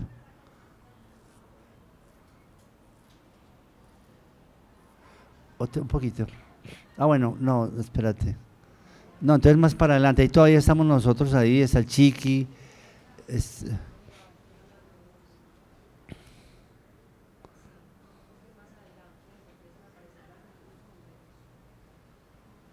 Ahí todavía estamos nosotros. Ah, ya, devuélvete ahí un momentico. Devuélvete un poquito. Vamos a esto acá. Él se levanta con una jaqueca, dice, domingo, 5. Amanecí más adolorido, sin poder dormir, con un dolor de muela y una jaqueca más punkis. Un rato del amanecer hice lo que hacía muchos años no hacía. Me acosté en la cama de mi mamá. Luego ella me prestó 2 anillos para que los empeñara para hacerme calzar esa muela y bien, bajé a la Salle a coger el bus y resulta que se me olvidaba que yo no tenía cédula y no la pude conseguir, me tocó devolverme. Desde hoy no volveré a tener vicios. Luego no aguantaba el dolor, bajé, empeñé los anillos y no atendían en las dentisterías, me tocó venirme sin ser atendido. Carro Loco subió en un gallo, en una moto para venderla. Hicimos lo que pudimos, pero no resultó cliente. Nos caímos en ella. Luego me tocó quedarme toda la tarde y toda la noche en la cama leyendo los libros de mi amigo Víctor y escuchando rock y clásica. Bien, segunda vez que una enfermedad me hace quedar en casa. ¿Cómo le parece esa belleza de párrafo? Ese es el universo. O sea, donde aparecen toda la vida cotidiana en un orden que no es preestablecido por un guionista, en el orden de la vida misma, y donde aparecen todos los signos de una realidad que no habría forma de yo aprenderlos, pues de yo, o sea, duerme, tiene tanto dolor de muela que se va a dormir con la mamá le da unos anillos para empeñarlos, no tiene cédula, qué locura todo lo que le pasa, ¿no? Esa es realmente la lógica. Entonces nosotros fuimos, como quien dice, entrando en esa lógica de esos barrios, contados por estos muchachos a los que nosotros empezamos a ser muy amigos de ellos, a querer, porque, digámoslo, ese silencio del que escucha se llena, digámoslo, de esa vida, y uno se llena de esa vida y de alguna manera empiezan a ocurrir esas cosas dentro de la mente de uno, ¿cierto? Todas esas imágenes. Sí. Bueno, de todas maneras, como el tiempo corre muy rápido y realmente adentrarnos en estas obras nos desborda, me gusta mucho que hayas hecho énfasis en el trabajo con los actores también y en el concepto de universo, que es tan importante para tu obra. Sí, y para, digamos, ya ir como acercándonos hacia el final, yo quisiera mencionar 3 cosas y que hicieras un comentario breve sobre cada una de esos asuntos. El primero tiene que ver con las distintas versiones del guión de Rodrigo de No Futuro.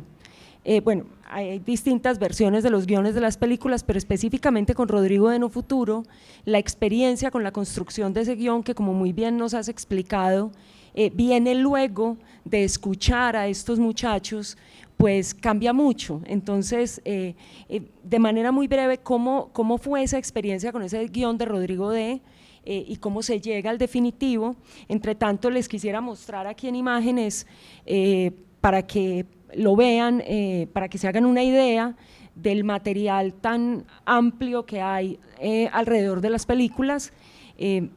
Cuando hablabas del diario de Ramón, que como bien dices es un diario fundamental para la construcción del universo, para que llegue el universo al director de Rodrigo de No Futuro, hay otro montón de diarios, ¿cierto? Que lo hablábamos cuando estábamos preparando esta conversación y que a mí particularmente me llaman mucho la atención porque incluso son diarios que finalmente no terminan en la película, pero a los que Víctor les da mucha importancia, tanta ay, discúlpenme, me salí aquí, denme un segundo, tanta que muchos muchachos y muchas muchachas le empiezan a compartir sus diarios. Víctor, mira mi diario, aquí está mi vida, esto te va a interesar mucho, ¿no? Y aquí hay un ejemplo de uno que tiene, ya veo que no estoy viendo bien la pantalla, pero solamente quisiera leer un pedacito de este diario de Robin, que por supuesto no queda finalmente en la obra, pero que es muy interesante. Primera página, bueno, es muy interesante también el soporte, esos cuadernos Norma, cuadernos de peluches, de pitufos, que para nosotros, pues los que crecimos viendo este cine, pues son tan importantes, ¿no? Mi nombre es Robin, vivo en un barrio popular, mi vida estaba perdida en mi mundo, me sucedieron muchas cosas y uno no sabe cuándo, dónde y cómo se va a morir. Y empieza una reflexión sobre lo que significa haber nacido y vivir en un barrio popular y pues lo que significa también que su vida esté pasando por el caos que pasa y a qué se puede deber. Incluso llega a proponer que se hagan programas, que se aprovechen los medios de comunicación para que se haga una reflexión entre padres e hijos sobre lo que significa la vida en los barrios populares. Y me llamó mucho la atención porque pues está empezando el diario, es decir, empieza con eso y ya luego están las entradas sobre esa cotidianidad de la que tú estabas hablando, pero efectivamente uno cuando empieza a revisar los cuadernos ve de muchachas, ¿cierto? Cartas también, bueno, realmente le confiaban y le siguen confiando muchas narraciones de la vida cotidiana. Entonces, para que vean en pantalla todas estas imágenes que tengo acá, son imágenes de foto fija de las películas. Aquí tenemos de Buscando Tréboles, de Los Habitantes de la Noche, de La Vieja Guardia, de Los Músicos, de Que pase el aserrador, de Rodrigo de No Futuro, de Simón el Mago, de La Vendedora de Rosas, Sumas y Restas y La Mujer del Animal. Un poco pues registros de esos rodajes con todos estos grupos que constituyen que traen en sus narraciones estos universos.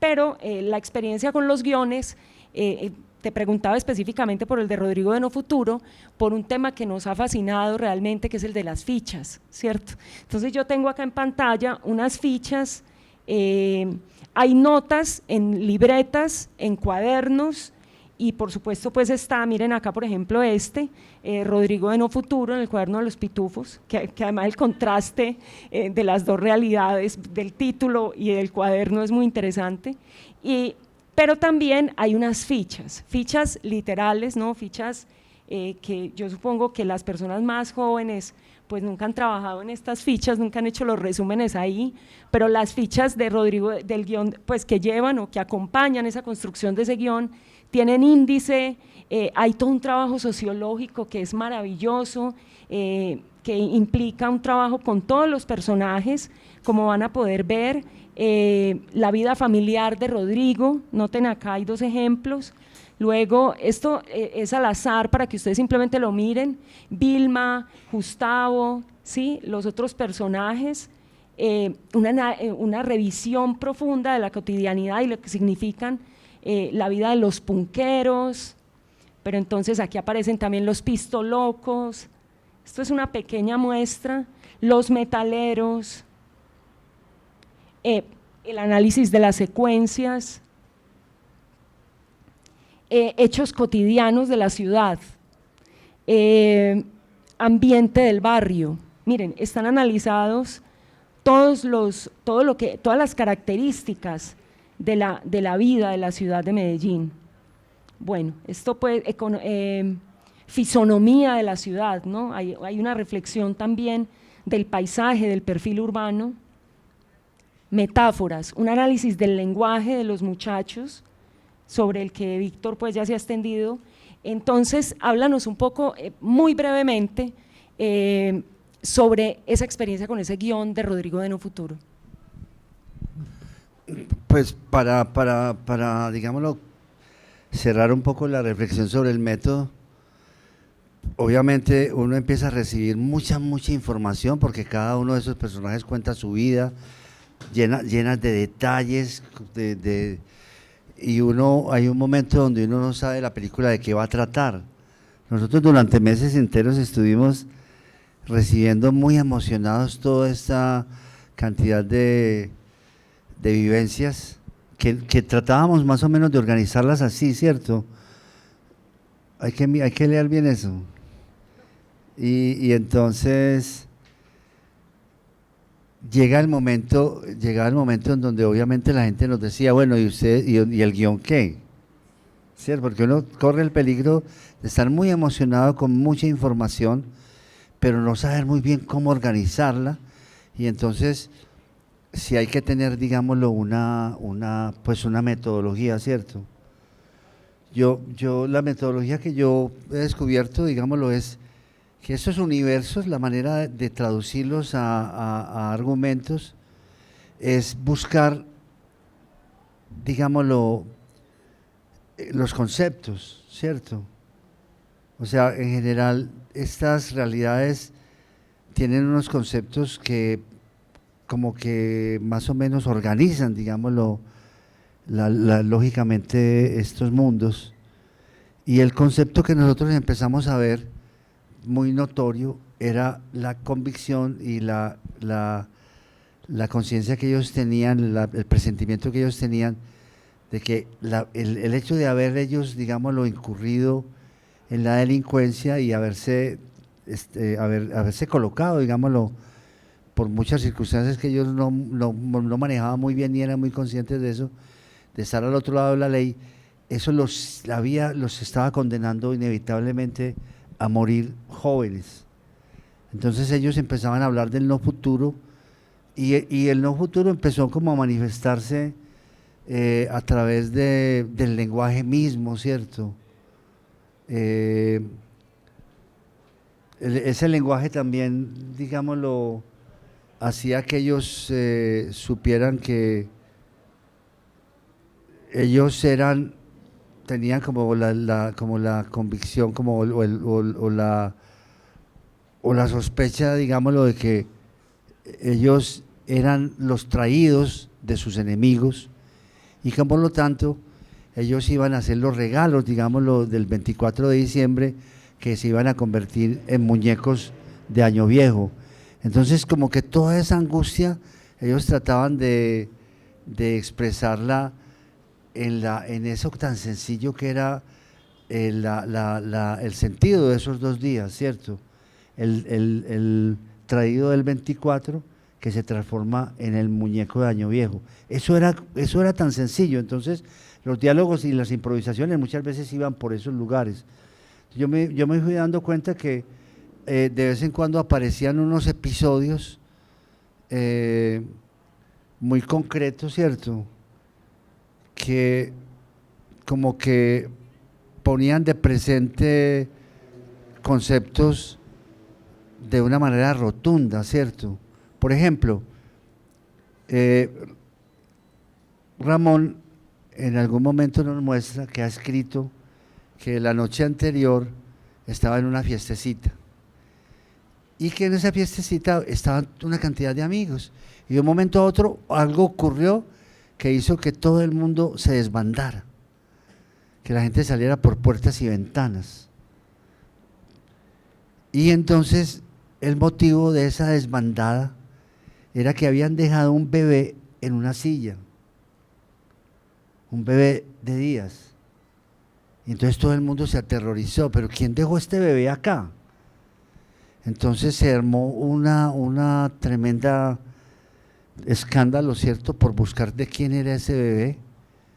Y entonces, para mí, era como que el episodio, la manera de presentarse un concepto muy claro, y era que ese niño del 24, el niño Dios del 24, era una malísima noticia. Y que entonces esa palabra que ellos repetían todo el tiempo, que a nosotros nos impresionó mucho cuando la conocimos y que ya todos nos acostumbramos a ella, que es gonorrea, nos dimos cuenta que nacer era una enfermedad y que por el contrario morir era, digámoslo, un beneficio, una muy buena noticia. O sea, había como una inversión de los valores.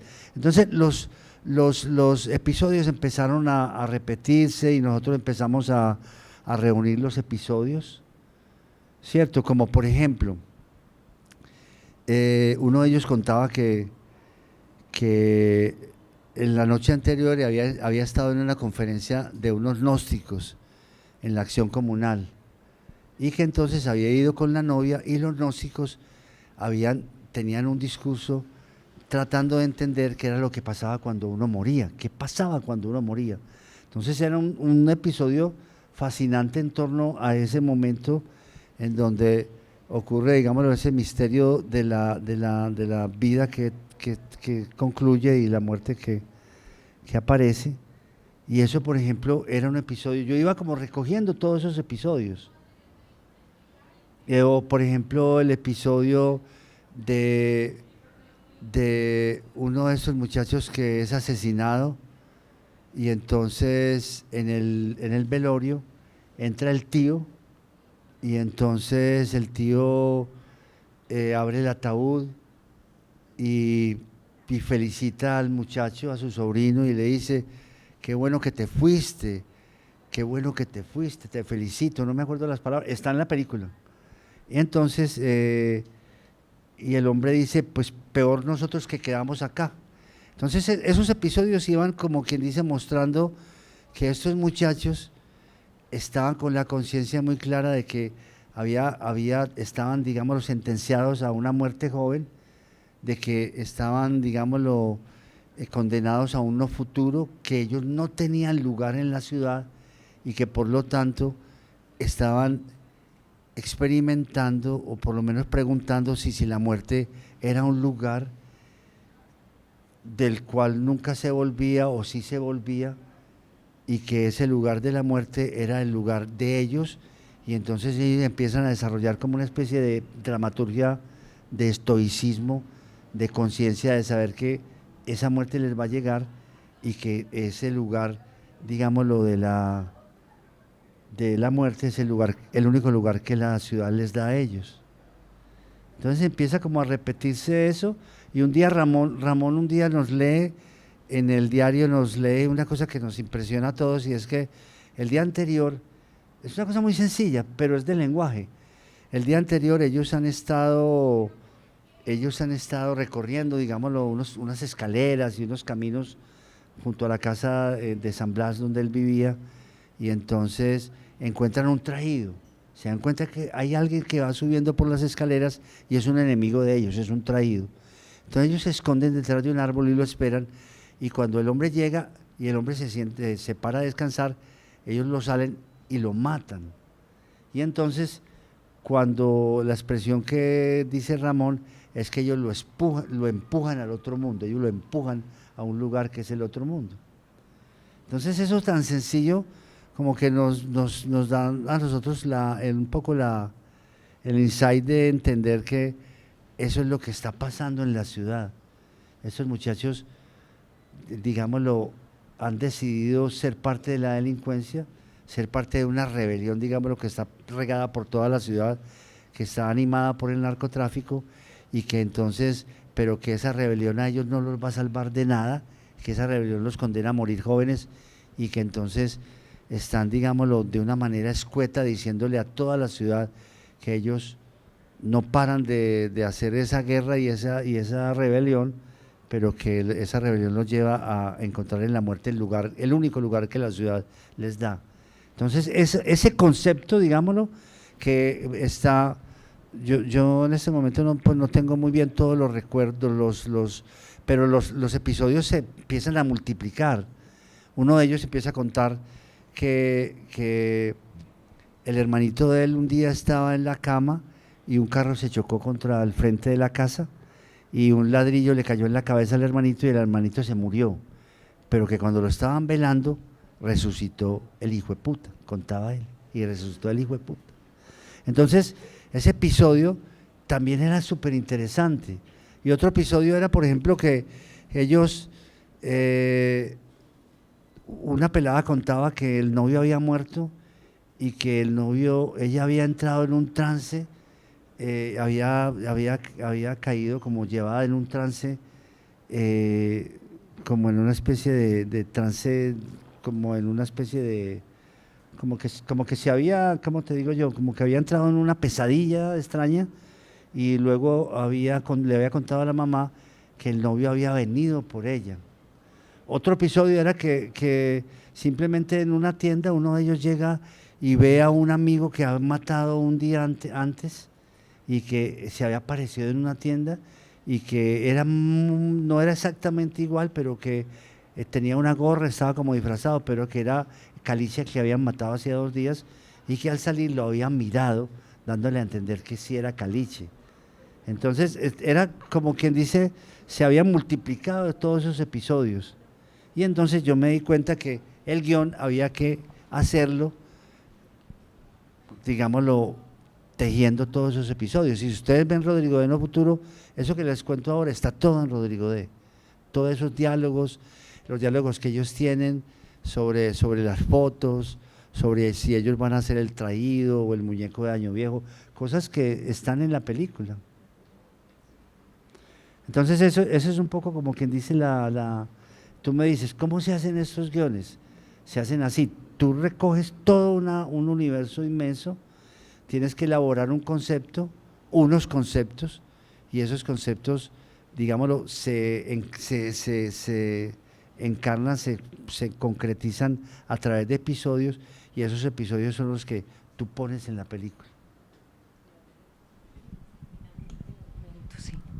Bueno, como pueden darse cuenta, nos podríamos quedar aquí escuchando a Víctor Gaviria toda la noche, pero creo que el tiempo nos venció, así que no sé si hay espacio de pronto para una pregunta, creo que no, creo que estamos sobre el tiempo. ¿Tú qué dices, profe? No, del público. Sí. Quiero mostrarnos el ensayo que está allí. ¿Cuál? Hay un ensayo de los 2 actores. Vale. Que hacen momentos, o sea, el actor es el narrador que hace presente un universo. Sí. Pero llega el momento donde la película hay que hacerla de todas maneras, pues, obviamente, ¿cierto? Entonces el actor, o sea, el actor, hay un momento donde el actor, búscalo en el Actores Naturales, arriba. En el segundo, no, en el segundo, eso. Sí, otra vez, más adelante está. Aquí estamos en la parte de la narración, pero hay un momento donde la narración ya se convierte, sí, más adelante, es por ahí.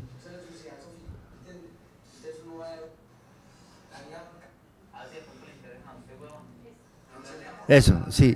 Entonces Ramón nos cuenta, para un momentico yo les cuento. Ramón nos...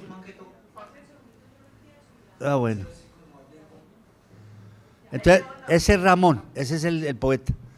es el poeta que escribe el diario. Ahí está Ramiro Meneses, es la primera actuación que hace Ramiro realmente, y Ramón nos cuenta que los pistolocos, como que todos vienen de un entronque común, todos son rockeros vieja guardia, y todos coleccionan cassettes, y los pistolocos son unos pelados que en un momento dado cojan el rumbo de la delincuencia de las armas, y entonces ya los cassettes no les sirven para nada, y entonces van donde los punqueros a vendérselos. Entonces yo le dije a Ramón y a Ramiro, improvisen. O sea, lo mismo que hizo Alonso Arcila en Habitantes de la Noche. Le digo, improvisen. Esta improvisación, digámoslo, se repitió 5 o 6 veces, con una cámara detrás de Ramón, con una cámara detrás de Ramiro, con una cámara entre los dos viendo a Ramón, entre los dos viendo a Ramiro, con un escorzo, etcétera, y luego se editó. Entonces quiero que vean ese resultado. Este es el primer momento donde se pasa, digámoslo, de la narración a la actuación, ¿cierto?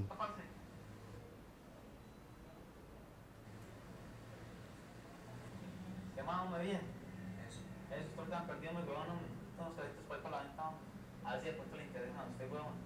Yo creo que un man que toque pues, le interesan los casos porque es pum, ya usted distingo. ¿Sabes qué, mano? Sí, a mí me interesan, hermano, camino. Véame, son muy bacanos, hombre. Efiges, tengo Kennedys, tengo Ramoncín, Como hiciéramos, hermano. Ramones. Ey, viejo, venga. ¿Qué más, hombre? Bien, solo están perdidos, mi huevón, ¿no? No, perdido, no. Yo para comenzar una nota, necesito unos créditos para la venta. A ver si de pronto le interesan a usted, huevón. ¿Qué música tiene, no? Tengo Efiges, tengo The Kennedys, tengo The Clash. Y están bien grabados. Sí, todos están en piores, nuevecitos y de putas. Y muy bacano que te cabras con ellos, hombre. Es que como hiciéramos, hermano. Y son regalados casetos, porque son cinta nuevecita, Pioneer y Sony. Muy bacano, inclusive hay uno de 90, muy bacano. Y ya, ¿cómo que así? Vea, de DVD se lo hizo ahí medio, es que estoy embalado, pelado, estoy embalado, man, por eso Pero ya está bien grabado, man. Sí, ya, yo la música no salgo. Es que hay gente, mano, que le mete a uno eso regrabado y eso así. Ya, me la nota es esta, es que yo los casetos los vendo a la hora que sea. Y porque manes que los compren están muy interesados, porque el Punen sabe que el Punen es muy escaso, y más que son bien grabados y nuevecitos. Pero entonces yo no soy quien para banderearme. Para banderearme por ahí que ofrecer casas, no. O sea, hay que yo me consigo por ahí para uno o dos. ¿Cómo hiciéramos? Bueno, lo que pasa es que lo necesito para ahora la plata. Vos que no podías como quedarte ya no sé, ya ahorita ya vos te distingo, weón, fresco. ¿Sabes qué, mano? Hagamos una cosa, hermano. Yo aquí no tengo plata, pero yo espero pues conseguir una plata por la noche, hermano. Y sí, ok. No podría ser enseguida, hombre. Yo creo que un man que toque pues, le interesan los casos porque es pum, neto, muy bacano. Pues yo a vos te distingo qué tal, y sé que te gusta la música, entonces me guío por eso. Ese es el ensayo. Y ahí nosotros nos dábamos cuenta que si funcionaba o no, ¿cierto? Y nos dimos cuenta que funcionaba, que estos pelados eran muy buenos improvisadores. Y entonces lo que le brindan a uno es todo un mundo desconocido, de una ciudad desconocida, en donde, digámoslo, uno va agregando todas las cosas y la realidad se va manifestando porque van coexistiendo cosas distintas. El punk, el metal, los pistolocos, la vida cotidiana, lo que está en el diario de Ramón, todo eso va coexistiendo. Entonces quería mostrarles eso para terminar. Sí, gracias, Víctor. No sé, profe, si le damos espacio para una. Una preguntita rápida. Bueno, si quien quiera hacer una pregunta rápida para que también Víctor responda rápidamente y cerremos la conversación. Ok, tú. Bueno, buenas noches, Víctor. Yo quisiera que tú nos delimitaras esos límites entre la ficción y la no ficción desde tu recorrido. Gracias.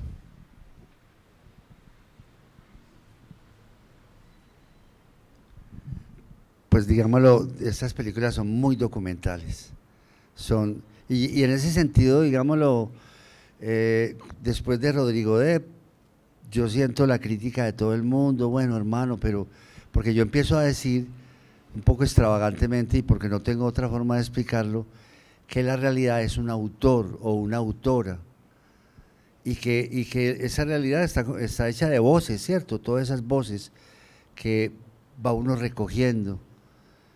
Y entonces, digámoslo, esas voces son voces subjetivas, son poemas, son literatura oral, o sea que no son directos, o sea, son documental o sea, son voces, digámoslo, que tú puedes decir que son documentales, pero están construidas a partir de la poesía y de la literatura.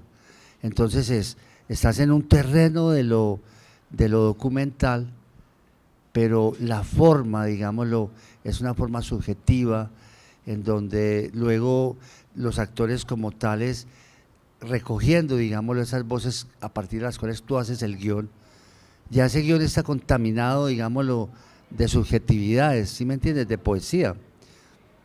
Y los actores, en un segundo momento, que improvisan en torno a esas voces, también, digámoslo, dan como una segunda, una escritura que también es literaria.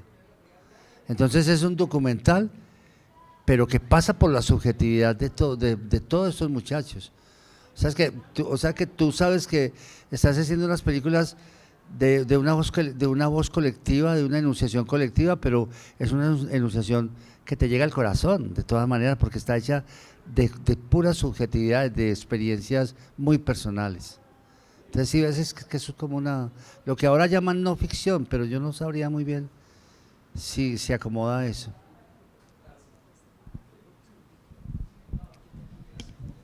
Bueno, Víctor, miles de gracias por compartirnos estas experiencias tan inspiradoras de una vida de creación y también por dejarnos entrar un poco en tu taller, ¿no?, que era pues el objetivo de este encuentro. Muchísimas gracias a ustedes de nuevo por haber venido y al Doctorado en Humanidades por permitirnos estar aquí. Buenas noches.